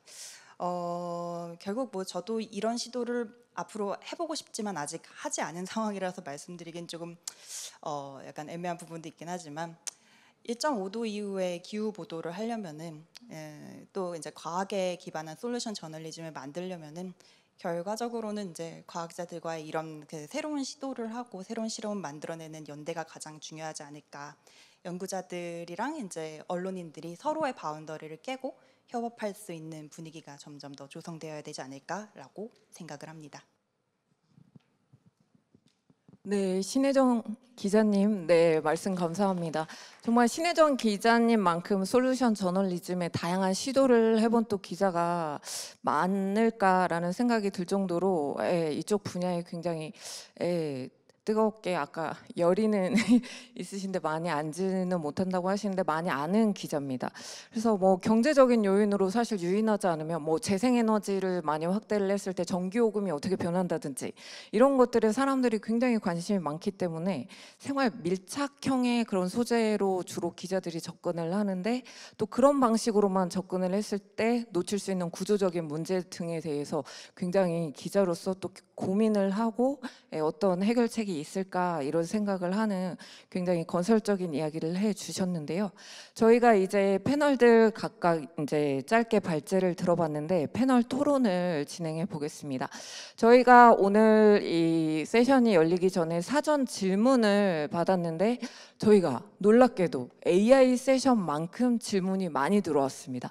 130개가 넘는 사전 질문들이 들어왔는데 쭉 그렇게 살펴봤더니 그 질문들을 굉장히 대다수의 질문들이 공통적인 내용이었습니다.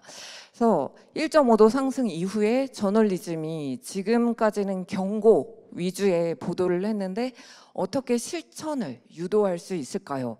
그리고 기후학자들이 이렇게 경고를 하는데도 왜 대중의 행동 변화는 미미할까요? 대중들이 이 기후위기를 문제로 인식하고 실천할 수 있는 방법은 무엇일까요? 이런 이제는 어떤 대중들이 기후위기, 재난보도로 인한 공포심이나 아니면 그로 인해서 우리가 할 수 있는 것은 없어, 이런 무력감을 준다든지 우울감을 주는 보도만 반복되는 거에 대해서 이제 시청자나 신문의 독자들이 이제 역으로 문제 제기를 하고 있는 상황에 온 것 같아요. 그만큼 재난이 심각해지고 잦아지고 내 일상을 바꾸고 나의 삶의 큰 위기로 다가올 수 있다. 그럼 내가 뭘 어떻게 해야 하냐? 이런 솔루션에 대해서 독자들이 이미 질문을 던지고 있다라는 생각이 들고요. 이거는 먼저 발제를 하셨던 강찬수 소장님께서 솔루션 저널리즘에 대한 말씀을 해주셨는데, 이 소장님한테 이제 지정된 질의가 하나 있어서 먼저 강찬수 소장님께 드리겠습니다. 기후위기 대응으로 모든 국민들이 할 수 있는 활동 방법에 어떤 것들이 있을까요? 네, 굉장히 어려운 질문일 수도 있고 또 간단한 질문일 수도 있는데, 네, 어떻게 생각하시는지.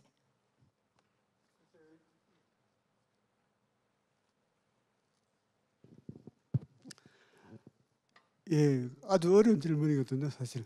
뭐 쉽게 답할 수도 있지만은, 근데 이제 뭐 그동안에 이제 뭐 다양한 방법들이 이제 소개가 됐습니다. 뭐 기후 변화에 대해서 이제 에너지 절약부터 시작해서 아까 잠깐 제가 소개해드렸지만은 세이브 어스 캠페인이 2008년에 있었거든요. 2008년에 이제 신문지면 보시면은 어떤 부분에서 어떻게 온실가스가 배출되고 어떤 행동을 하면 온실가스가 얼마가 줄어들고 그런 수치까지도 그때 다 제시를 하고 그게 경제적인 효과가 얼마가 될 것인가 그런 것들이 이제 같이 그래픽으로 이제 나와 있었는데, 그런 뭐 자동차 같이 타기, 뭐 조명 줄이기, 뭐 온갖 그런 것들을 다 제시를 했는데, 아마 그건 이제 국민 여러분들도 다 아실 거고 시민들도 다 아실 거고 이제 그러니까 이제 지식이 없어서 우리가 이제 실천을 못하는 건 아니다, 이렇게 저는 그렇게 생각합니다. 그래서 정보 부족보다는 어떻게 보면 지금 이제 기후 변화에 대한 어떤 이 불안감 이런 것들이 이제 제일 큰 적이 아닌가. 그래서 어떻게 이제 그런 것들을 뛰어넘어서 이제 시민 실천으로 이제 이어낼 것인가, 그게 이제 과제인 것 같고요. 그래서 저는 이제 좀 우리 안에 있는 어떤 배려심 이런 것들을 어떻게 키워낼 것이냐 이런 거거든요. 그래서 사회적 약자, 미래 세대, 다른 생물 종에 대한 배려심을 항상 우리가 가져야 될 것 같고요. 또 하나가 이제 저는 이제 자기 개인 가족들에 대한 노력뿐만 아니라 이 사회에 대한 노력, 또 지구 전체에 대한 노력 이런 것들을 뭐 적절한 비율로 좀 배분을 해서 자기 가족만 잘 먹고 잘 살 게 아니라 그 중에 적어도 한 20% 정도는 우리 사회에 대해서 좀 배려를 하고 한 10% 정도는 지구 전체를 대해서 배려하겠다, 이런 좀 나눔을 가지는 그런 것들이 좀 필요할 것 같습니다. 그리고 제일 중요한 거는 뭐 아까 보신 것처럼 솔루션 저널리즘이 몇 년 안에 성과가 나올 거다 이렇게 보시기보다는 좀 긴 호흡으로, 그게 뭐 10년이든 20년 지나야 이제 그 성과가 나올 수 있다, 이런 생각을 좀 가지고 긴 호흡으로 조심스럽게 접근하는 게 좀 필요하지 않을까 싶습니다. 네, 말씀 감사합니다.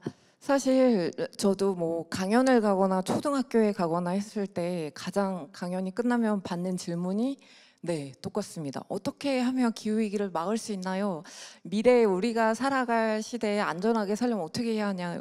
뭐 텀블러를 쓰면 되나요? 뭐 이런 식으로 어린이들이 많이 질문을 하고 하는데, 네, 뭐 전기를 아끼고 뭐 텀블러를 쓰고 그다음에 물을 아끼고 뭐 이런 내용은 사실 어린이들이 제일 잘하고 있는 대중교통을 이용하고, 그래서 그 친구들한테 좀 더 획기적인 방법을 제가 어떻게 얘기를 해줄 수 없을까라는 고민을 많이 했습니다. 그래서 예전에 지구의 날에 이제 전 세계적으로 소등 행사를 하는데 그 어린이 친구 한 명이 이런 얘기를 했던 기억이 나요. 지구의 날이어서 이제 엄마 아빠한테 엄마 오늘 지구의 날이야, 뭐 저녁 몇 시부터 소등을 한대, 우리도 불 끄자라고 했는데 엄마는 저녁에서 이제 밥을 준비하시느라 이 얘기를 이제 뭐? 이렇게 스쳐 듣고, 또 아버지는 이제 소파에서 TV를 뉴스를 막 보시느라 무관심하고, 그래서 소등을 할 수 없는 거예요, 집안 분위기가. 그래서 이 친구가 너무 속상해서 이제 막 울어버린 거죠. 그때 자기는 너무 끄고 싶었는데, 그러니까 그 순간에야 엄마 아빠가 무슨 일이야 하면서 불을 끄고 정말 지구의 날에 동참할 수 있었다, 이런 이야기를 들은 적이 있습니다. 그래서 어린 친구들이 환경에 대해 생각하고 뭐 기후의 미래에 대해 생각하는 것만큼 어른들이 굉장히 관심을 갖고 또 실천과 행동을 좀 먼저 보여줘야 하지 않을까, 이런 생각을 저 스스로도 했던 기억이 납니다. 네, 두 번째는 윤지로 총괄님께 또 지정 질문이 들어왔는데, T의 딜레마라는 발표 주제가 흥미롭습니다. 기후위기 상황에서 미디어가 직면하는 가장 큰 딜레마 무엇이라고 생각하시고, 이것을 극복하기 위한 방법은 무엇일까요? T의 딜레마는 아까 발표하면서 이제 상당 부분 설명이 된 것 같은데, 이제 거기서 좀 첨언을 하자면, 일단 제가 이제 마지막 그 기자 생활 마지막쯤에 느꼈던 가장 어려운 지점 그거였어요. 너무 어려워지고 있다, 점점. 제가 이해하기도 너무 어려워지고 있어요. 그래서 예를 들면은 뭐 그런 거죠.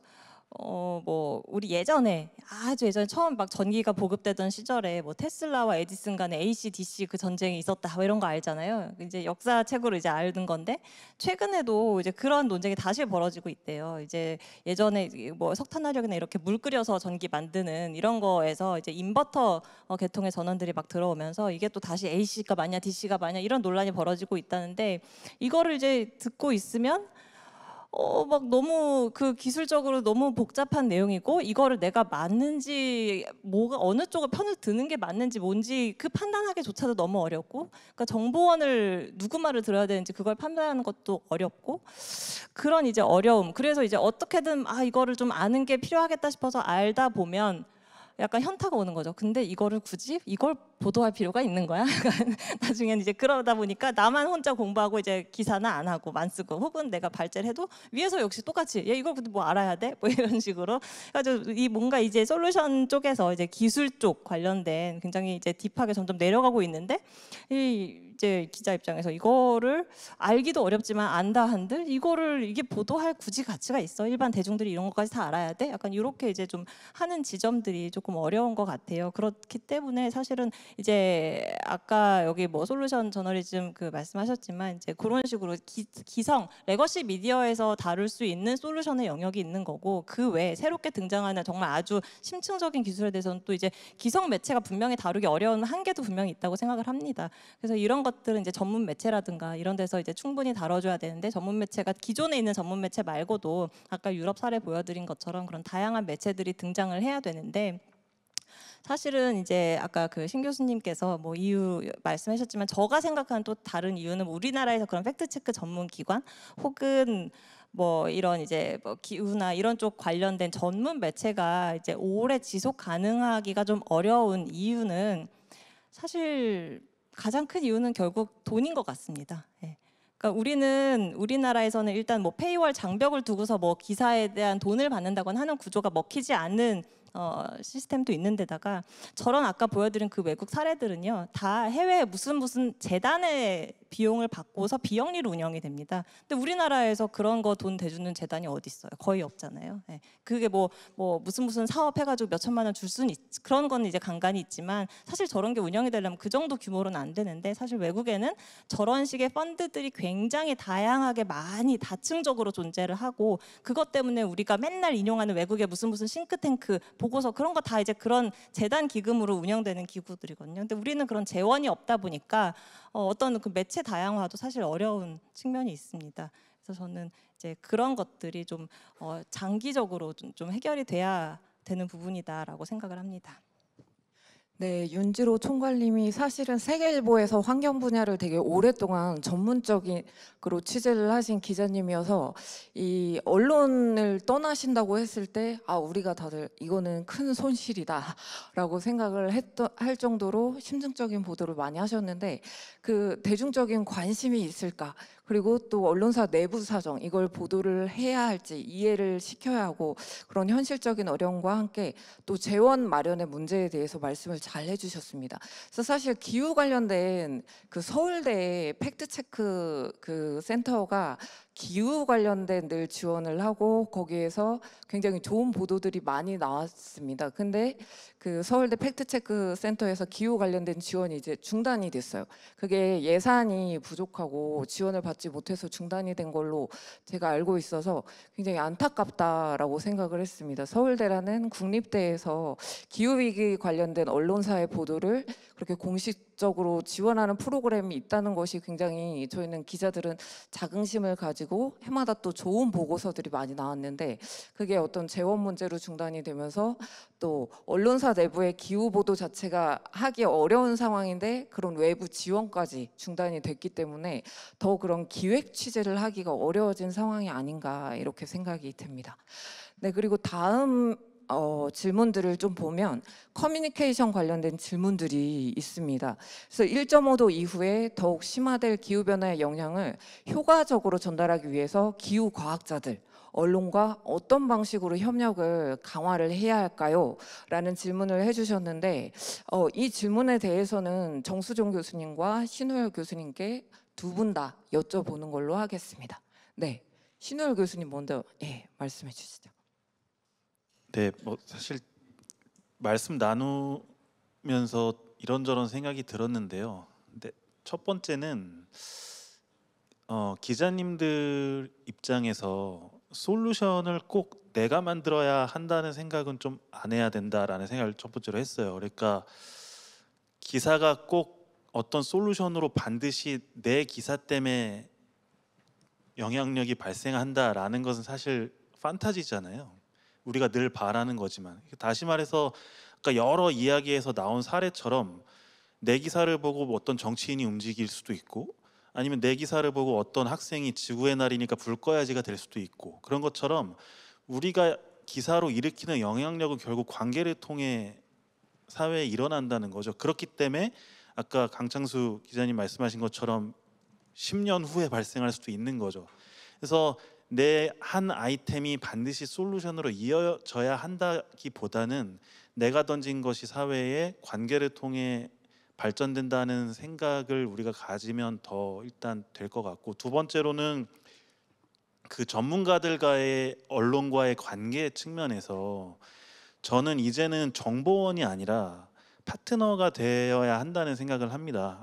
아까 이제 신혜정 기자님 말씀하신 사례랑 비슷한데, 이제는 현장을 만들어야 된다고 하셨잖아요. 근데 그 현장을 기자가 만들 수도 있지만 연구자라든가 시민과 함께 만들어서 기사의 단순한 정보원이 아니라 내 기사를 함께 만드는 파트너가 될 때가 됐다는 생각이 들고요. 이미 사례가 좀 있습니다. 예를 들면 뭐 그 미세 플라스틱을 처음 보도했던 오빅 같은 경우도 제가 파악하기로는 이제 뭐 버클리라든가 대학과 연계해서 한 프로젝트가 그런 특종으로 이어진 거거든요. 근데 연구자들이야 논문을 쓰지만 기자들이 제일 잘하는 건 결국은 그런 어려운 언어를 대중의 언어로 바꿔주는 거잖아요.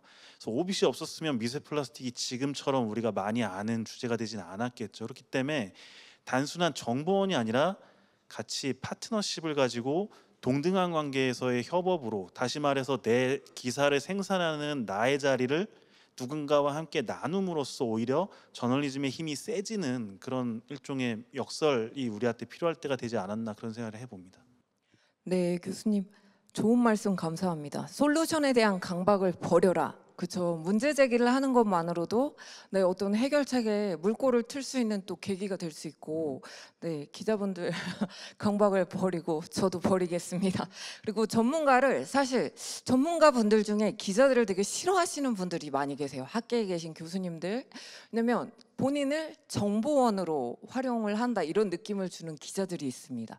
그러니까 교수님한테 전화를 해서 알고 싶은 거 다 물어보고 기초적인 팩트부터 본인이 공부를 하면 되는데, 그런 것까지 교수들한테 전화를 해서 물어본 뒤에 이게 기사는 안 나오고 언제 방송이 나가는지도 강감무소식이고, 이런 기자들과의 만남이 좀 많아지면 언론에 대한 약간 불신, 기자들이 그냥 자기들이 취하고 싶은 것만 취하고 그냥 이제 연락 없이 또 필요할 때 연락만 하고 이런 이야기를 많이 들었는데 이 전문가와 파트너십을 구축을 해서 더 좋은 보도, 지속적인 보도로 이 기후 위기에 대한 문제를 해결할 수 있는 그런 기회로 활용하는 것이 굉장히 중요해 보입니다.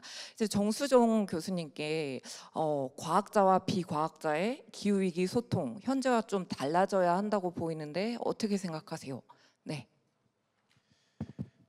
네, 지금 사실 우리가 기후 위기에 대해서 많은 얘기를 하는데 생각해 보면 아까 우리가 지금 1.5도 이제 아까 얘기하셨지만 1.5도 이미 지났죠, 그죠? 2024년에 이미 공식적으로 WM에서 1.5도 넘었다고 발표를 했고 우리가 생각하는 것보다 훨씬 더 지금 상황이 안 좋거든요.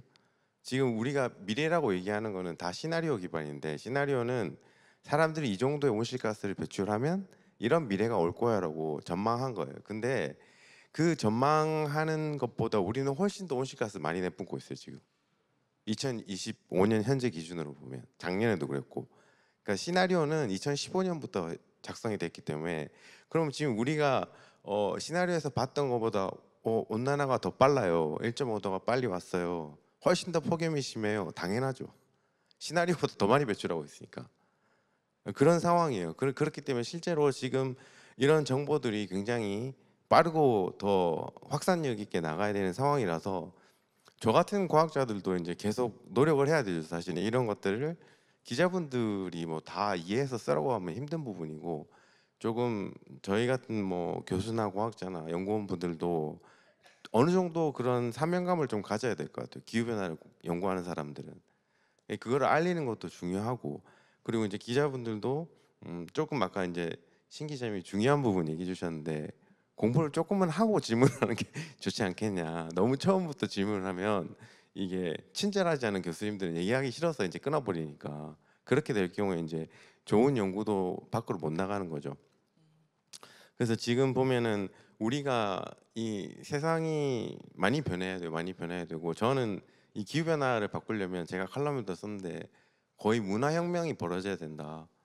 기후를 바꾸려면 다 바꿔야 돼요. 지금 그냥 온실가스 줄인다고 해결되는 게 아니라 온실가스 줄이려면 아까 나왔던 모든 분야를 다 바꿔야 되기 때문에 그게 우리 인간이 살아온 방식이잖아요. 그게 문화고 다 바꿔놔야 되는데 지금 여기 앉아 있는 분들도 대부분 보면 나이가 어느 정도 있으시거든요.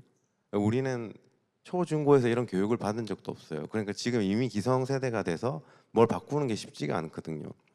공부를 안 했기 때문에 학습을 안 해서 이게 인공지능도 안 되는 거죠. 그런 것처럼 그럼 우리는 그 학습을 지금이라도 할 수 있는 건 언론밖에 없어요. 언론밖에. 그럼 그 정도의 이제 어느 정도 그 역할을 해주려면 어느 정도 그래도 서로가 타협을 해야 된다는 거죠. 알려주는 사람도 공부를 해야 되고 질문을 하는 사람도 공부를 하고 그렇게 하면 저는 좀 대화가 되지 않을까 이렇게 생각하고 있습니다. 네, 좋은 말씀 감사합니다. 과학자들도 기후위기를 보도를 하기 위한 사명감을 가져라.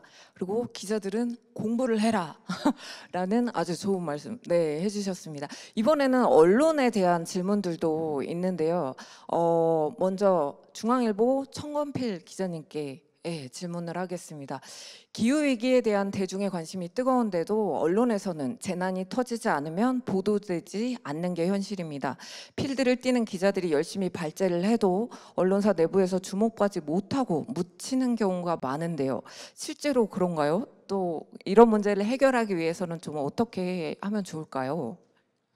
네. 뭐 제가 여기에 대해서 사실은 답을 드리기는 좀 어려울 것 같고 그냥 제 경험을 좀 말씀드리자면은 사실 저도 뭐 여러 가지 뭐 기후 보도를 하면서 여러 가지 시도를 해왔지만 뭐 말씀하신 대로 이제 뭐 묻히는 경우도 많고 뭐 상대적으로 생각보다 뭐 주목받는 경우도 많긴 했는데 그렇게 그런 과정을 겪으면서 저도 생각한 게 결국은 이제 이것도 그냥 상품이라고 저는 생각을 합니다. 그러니까 결국은 이제 데스크한테 일단은 아까도 말씀드렸지만 이게 좋은 상품이다, 잘 팔릴 거다라는 걸 일단 설득을 해야 되고요. 그럼 거기에 설득된 데스크가 편집회의에 가서 이거 굉장히 좋은 상품입니다 하고 거기 안에 있는 편집회의 구성원들을 설득을 또 해야 됩니다. 근데 어쨌든 그 두 단계의 설득 과정이 일단 필요하고 그만큼 이제 그 좋은 상품을 만들어야 되는 게 중요하고요. 그리고 최근에 이제 저희 회사 차원에서만 조금 말씀드리자면은 최근에 여기서 더 나아가서 이제는 독자들한테도 돈을 내고 그러니까 독자들이 돈을 내고 살 수 있는 상품을 만들어야 됩니다. 그게 무슨 말씀이냐면 이제 저희 같은 경우는 최근에는 이제 유료화 실험을 하고 있기 때문에 그러니까 신문을 주고 기사를 사듯이 이제 돈을 내고 기사를 구독해서 사는 이런 컨텐츠들이 조금 더 편집국 내부에서 이제 주목을 받는 그게 더 기사 가치가 있는 이제 그런 흐름으로 저희 회사는 좀 넘어가고 있는 분위기다 보니까 이런 흐름 속에서 기후 보도 제가 하려고 하고 있는 기후 보도가 이제 그만큼 좋은 상품이다라는 걸 설득하기가 더 어려워진 사실이 현실이 됐습니다.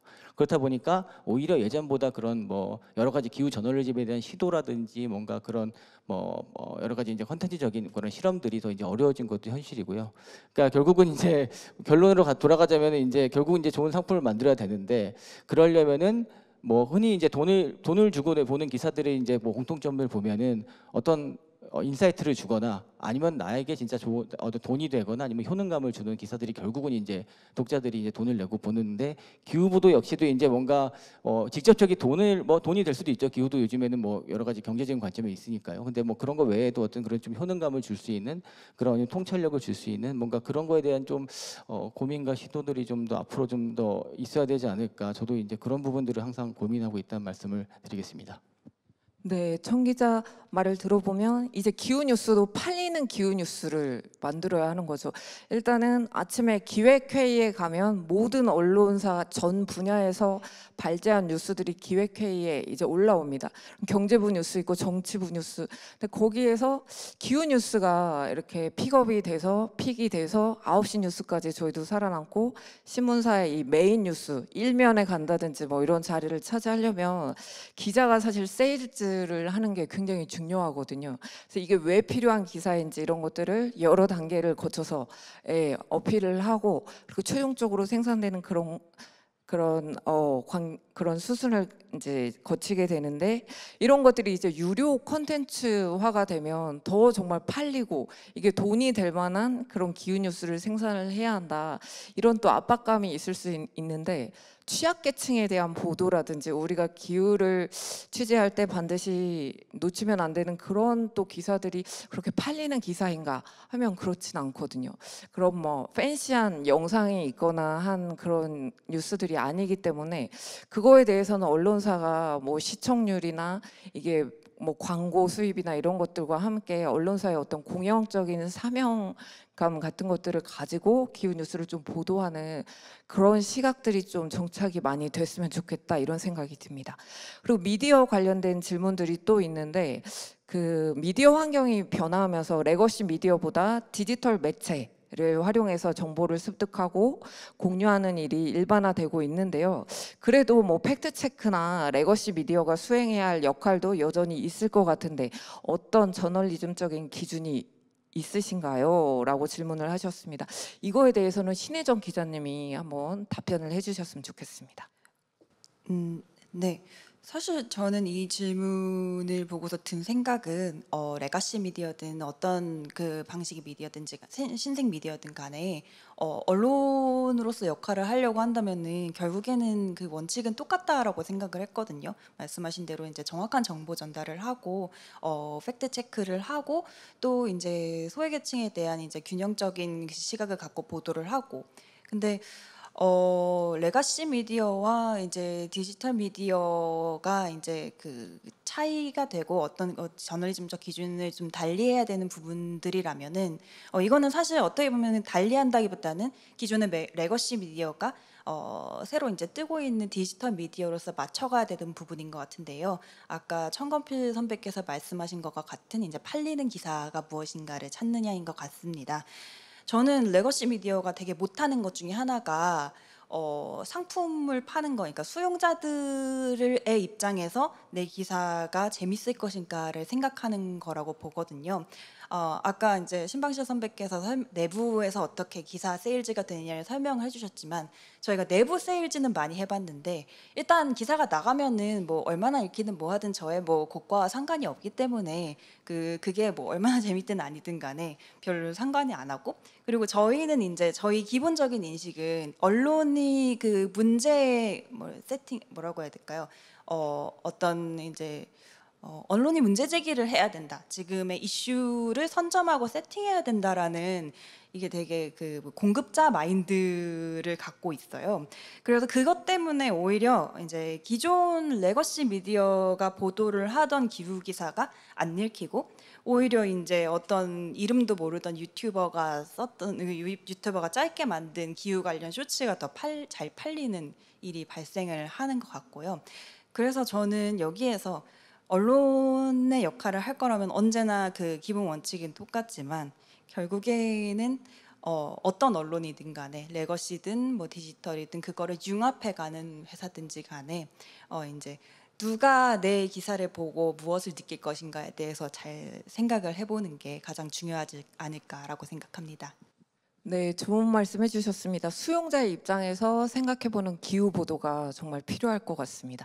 그리고 언론 관련 질문이 하나 더 있는데 트럼프를 보면 기후 위기가 정치와 뗄 수 없는 관계인 것 같습니다.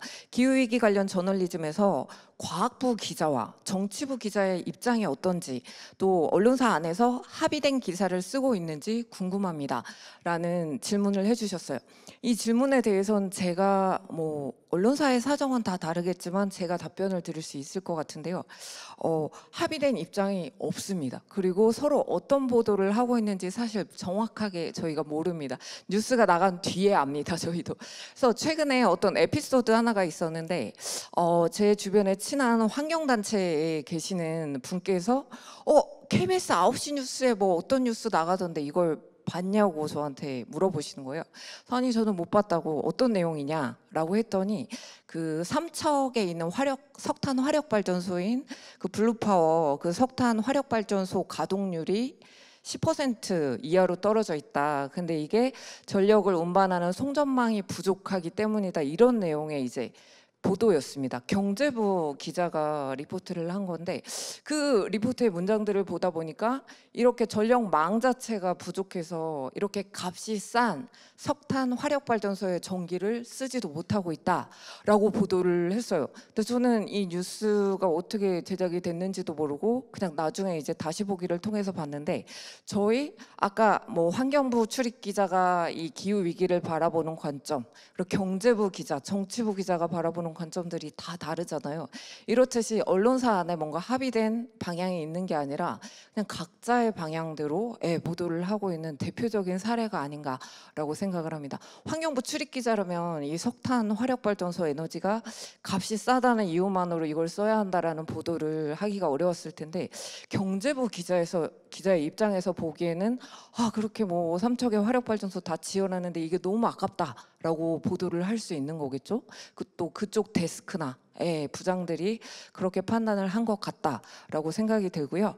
지금 질문이 마지막으로 하나 남아있고 이제 플로어에서 질문을 좀 빠르게 받아볼까 하는데 기후위기 해결을 위한 과학기술에 대해서 알고 싶습니다 라는 질문이 있습니다. 지금 과학계에서 기후테크 서울대 기후테크 센터장을 또 맡고 계신 정수종 교수님이 계시니까 네, 우리나라에서도 이런 기후테크 기술이 좀 활발하게 개발이 되고 적용이 되고 있나요? 지금 우리나라 이제 막 관심을 가져서 하고 있는데 아직 갈 길은 좀 멀고 오늘 제가 모든 내용을 말씀드릴 수 없으니까 짧게 말씀드리면 우리나라에 없는 건 아니고 우리나라는 이제 주로 대기업들이 이미 많이 하고 있습니다. 이미 많이 하고 있고 가장 잘 아시는 뭐 수소차나 전기차는 세계적인 기후테크의 어떤 하나 분야고 어느 정도 자리 잡고 있죠. 우리나라는 연료전지나 ESS 이런 것도 다 대기업들이 하고 있는 거라서 사실은 이제 이게 글로벌 트렌드에서는 기후테크가 대부분 스타트업 쪽에 치중되어 있거든요. 근데 우리나라는 이제 대기업들이 그런 걸 주도하고 있어서 마치 이제 많이 활성화가 안 된 것처럼 이제 좀 약간 착시 효과가 있는데 사실은 많이 진행이 되고 있고 그리고 최근에는 이제 좀 관심을 많이 가지다 보니까 좀 더 우리가 이제 좀 더 큰 분야 예를 들면 탄소 포집이라든지 이런 인프라가 많이 들어가고 국가가 관심을 가져야 되는 부분들에 대해서도 관심이 커지고 있습니다. 그리고 앞으로는 저는 이게 조금 더 활성화될 것이라고 보고 국가 차원에서도 지금 보면 이번에도 보니까 그 신정부에서 그 내놓은 공약에 보면 그게 있었거든요. 기후테크 육성하겠다는 그런 내용이 있고 지금 산업부에서도 아마 이제 특별법을 만드는 걸로 알고 있어요. 근데 이런 것들이 왜냐하면 지금 빠른 시간 내에 진행이 돼야 되는 것들이 많고 그러다 보니까 국가가 좀 관심을 가져야 되는데 이제 아마 이번에는 좀 많은 변화가 나타나지 않을까 이렇게 기대를 하고 있는 상황이고 지금은 내용적인 면에서 아직 인식이 확산이 안 돼 있는 것 같아요. 그러니까 우리가 가진 기술이 이 기후테크라는 것과 접목이 안 되는 거죠. 온실가스를 줄인다든지 기후변화 피해를 줄이는 어떤 적응 기술이라는 것들을 가지고는 계신데 본인 가지고 계신 분들이 이게 내가 기후테크라는 걸 잘 모르고 계시는 분들 많아요. 그래서 지금은 탐노기 차원에서도 약간 확산을 많이 시키려고 하고 있어서 사실은 아까 얘기하셨던 그런 그 솔루션 저널리즘 측면에서 언론이 조금 많이 관심을 가지고 사람들에게 많이 이해를 시켜줄 수 있게끔 도와주시면 저는 우리나라가 가진 기술이 꽤 많다고 이렇게 보고 있습니다. 네. 네, 기자 여러분들 여기 많이 계시지만 서울대 기후테크 센터와 파트너십 맺으셔서 좋은 기획 보도가 많이 나올 수 있을 것 같습니다. 지금 시간이 이렇게 빨리 지나갈 줄 몰랐는데 현장에 오신 분들 중에 질문이 있으시면 손을 들고 해주시면 또 누구한테 질문을 하시는지 알려주시면 좋겠습니다. 네, 마이크. 네. 저기 먼저 마이크가 저쪽으로 먼저 배달이 가. 네.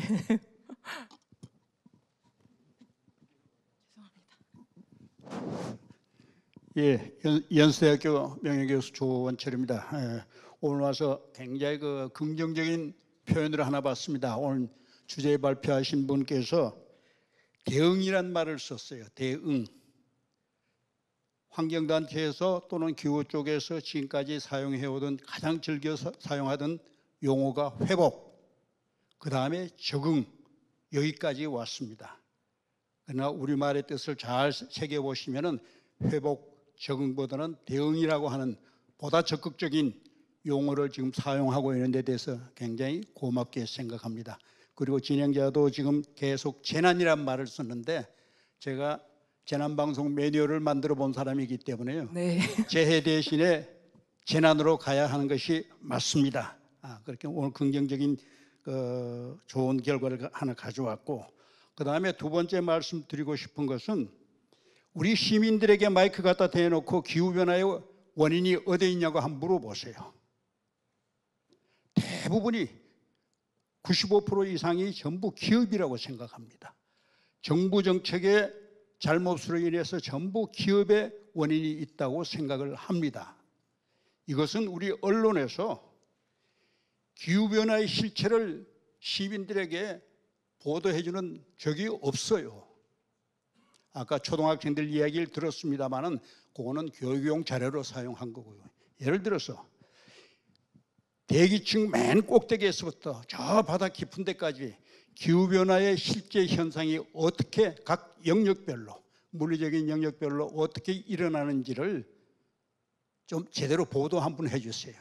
들판에서는 어떻게 일어나고 산중턱에서는 어떻게 일어나고 산꼭대기는 저 높은 데서는 또는 바닷속에서는 이게 우리 시민들이 이해할 수 있는 영역의 구체적인 것, 기껏 보도하는 기껏이라고 해서 대단히 표현합니다만 가진 것이 적은 우리 서민들이 가장 큰 영향을 받는다 하는 것까지는 지금 최근에 보도되고 있어요. 그러나 기후변화의 주원인은 전부 기업에 있는 걸로만 돌리고 있습니다. 저는 그게 아니라고 생각하는데 우리 기후변화 물리적으로 측정하시는 교수님께 한번 여쭤보겠습니다. 기업이 내보내는 양하고 우리 일반 시민들의 일상생활에서 내보내는 온난화 물질 어느 것이 더 많다고 생각을 하세요? 질문을 먼저 드리겠습니다. 몰라서 물으시는 거 아니죠? 네? 그렇죠. 저는 측정은 안 해봤는데 정량적으로 보면 저는 우리 일반 시민들 생활에서 많이 나간다고 생각을 합니다. 그러면 이걸 줄이기 위해서 우리 일반 시민들은 어떻게 해야 될 거냐? 생활 패턴에서. 이게 언론에서 설득력 있게 보도가 되어줘야 됩니다. 언론에서 보도 내용 한번 보세요. 전부 정부 정책, 기업들만 이야기를 하고 있어요. 물론 아까 우리 한국일보 기자님께서 상당히 접근을 새롭게 잘하고 계신데 그래서 저는 총체적으로 우리 일반 시민들의 과소비, 소비를 줄이는 캠페인이 기후변화 문제를 해결하는 중요한 길이 되지 않나 생각해서 제안을 하는 바입니다. 이상입니다. 질문 감사드리고 답변은 하신 건가요?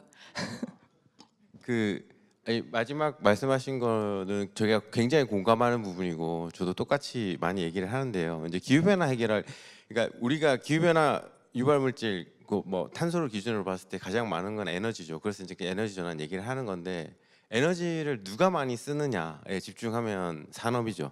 그래서 이제 산업 전환이 제일 중요하다고 얘기하는 부분이고, 그러니까 기업이 바뀌어야 되는 거죠. 근데 그거를 우리가 저는 뭐 어떤 기업의 편은 아닙니다. 참고로 우리가 기업한테만 그거를 잘못했다라고 할 수는 없는 게, 왜냐면 그 기업은 우리가 필요한 물건을 만들고 있거든요. 그럼 결과적으로는 기업은 이윤을 추구하는 집단이기 때문에 지금 어떤 이윤 추구도 안 되는 상황에서 바꾸라고 하면 아무도 안 바꿔요. 그러면 이제 할 수 있는 게 사람들이 바꿔야 되는 거죠. 소비자가 그 물건을 바꾸게 만들 수 있는 힘이 있는 거거든요. 소비자가 그 물건을 사면 잘 팔리는 거고 안 팔리면 망하잖아요. 그럼 누구의 물건을 사야 되는지는 우리가 결정해야 되는 거죠. 그럼 어떤 탄소를 적게 배출하는 기업이 있고 많이 배출하는 기업이 있으면 우리가 점점 더 가격이 더 비싸더라도 저탄소 기업으로 선호를 해야지 바뀔 수밖에 없는 거예요. 그래서 말씀하신 것처럼 기업이 많이 내뿜는 건 맞지만 그것도 우리의 책임이 있기 때문에 우리가 바뀌는 게 가장 중요하다고 보고 있습니다. 네. 네, 저기 손 대신 아까 예, 안녕하세요. 우리 강찬수 소장님 오래간만입니다. 저 오성남입니다. 저는 작년까지 그 기상 항공기를 이용해서 그 서해와 또 동해에 CO2를 측정해 왔습니다. 그런데 그 우리나라에서 나오는 그 CO2의 항공기를 측정해 보니까 서해에서 나온 CO2의 농도하고 동해에서 측정된 CO2 농도가 현격하게 차이가 나요. 그건 왜 그런지 여러분들이 짐작해도 잘 아실 겁니다. 두 번째는 말이죠. 제가 과학기술부 기후변화 정보 수집 과제를 위해서 작년까지 수행을 해왔는데 캐나다나 미국이나 유럽을 다녀왔는데 가서 보면은 우리나라가 CO2를 그러니까 온실기체를 배출하는 순위가 국가 전체로 봐서는 세계 9위고 잘 아시겠죠. 그 다음에 개인별로는 세계 6위인가 뭐 이렇게 돼 있어요. 저는 그게 어째 이렇게 과잉으로 우리가 이렇게 쉽게 말해서 뒤집어 쓰고 있는 건가 이런 생각을 하게 되더라고요. 그거는 분명히 말씀드려서 좀 정확하게 집계가 나오지 않다고 보고 있고요.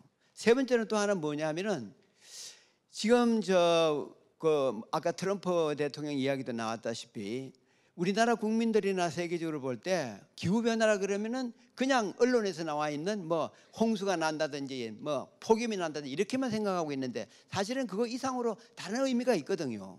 또 우리나라도 극히 노력을 하고 있는 국가라고 생각하는데 그러나 CO2 탄소를 줄이는 그런 기술이 잘 아시다시피 뭐 카본 캡처 스토리지나 카본 캡처 유틸라이제이션 그런 어떤 기술들이 미국이나 캐나다에 가보니까 굉장히 유럽에서 하고 있어요. 근데 우리나라도 그걸 돈을 과기부나 정부에서 지불을 하고 있지만 그 기술을 가지고 실제 이행은 못하고 있다고 저는 보고 있어요.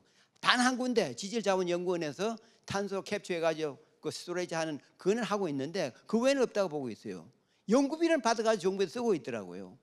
그런 것을 기자분들이 언론에서 우리나라를 좀 더 리드를 해가지고 사실 대한민국이 노력을 하고 있다 하는 것을 세계에 좀 알리고 우리끼리만 서로 뭐 네가 잘한다 뭐란다 이렇게 하지 말고 또 대한민국이 그렇게 다른 나라에 비해서 사실 비교해 보십시오. 중국, 인도, 뭐 유럽에 비해서는 그렇게 심하지도 않은 나라인데 왜 우리나라가 그렇게 많은 것을 뒤집어 써야 되는지 그런 것도 좀 언론이 앞장서서 나와서 이야기를 해야 되지 않느냐.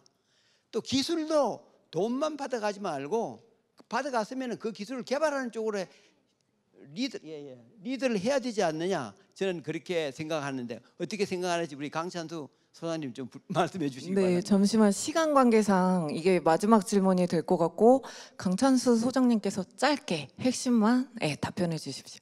예, 우리나라가 많이 배출하는 건 맞습니다. 그 산업 구조 탓도 있고요, 인구 밀도도 높고요, 뭐 그런 게 있습니다. 그리고 CCUS는 이런 것들을 하고 있지만은 관련 법이 작년에 시행이 됐나요? 올해가 시행됐나요?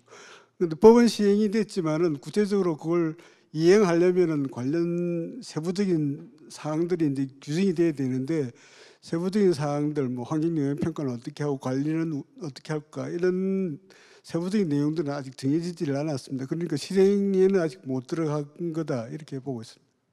네, 답변 감사합니다. 오늘 질문하실 분들이 굉장히 많으실 것 같은데 세션이 끝나고 개인적으로 하셔도 됩니다. 오늘 긴 시간 자리를 지켜주신 분들 너무 감사드리고 네, 앞으로 기후위기 관련된 보도가 더 많아지고 또 훌륭한 과학자분들과 콜라보를 한 좋은 기획기사가 많아지기를 바라는 마음으로 오늘 세션 마치겠습니다. 감사합니다. 빗길일 것 같은데 안전하게 잘 귀가하시기 바라겠습니다. 감사합니다. 네, 긴 시간 함께 해주신 여러분들께 다시 한번 감사드리고요. 알찬 토론을 위해 또 준비해주신 패널 분들께도 진심으로 감사드립니다.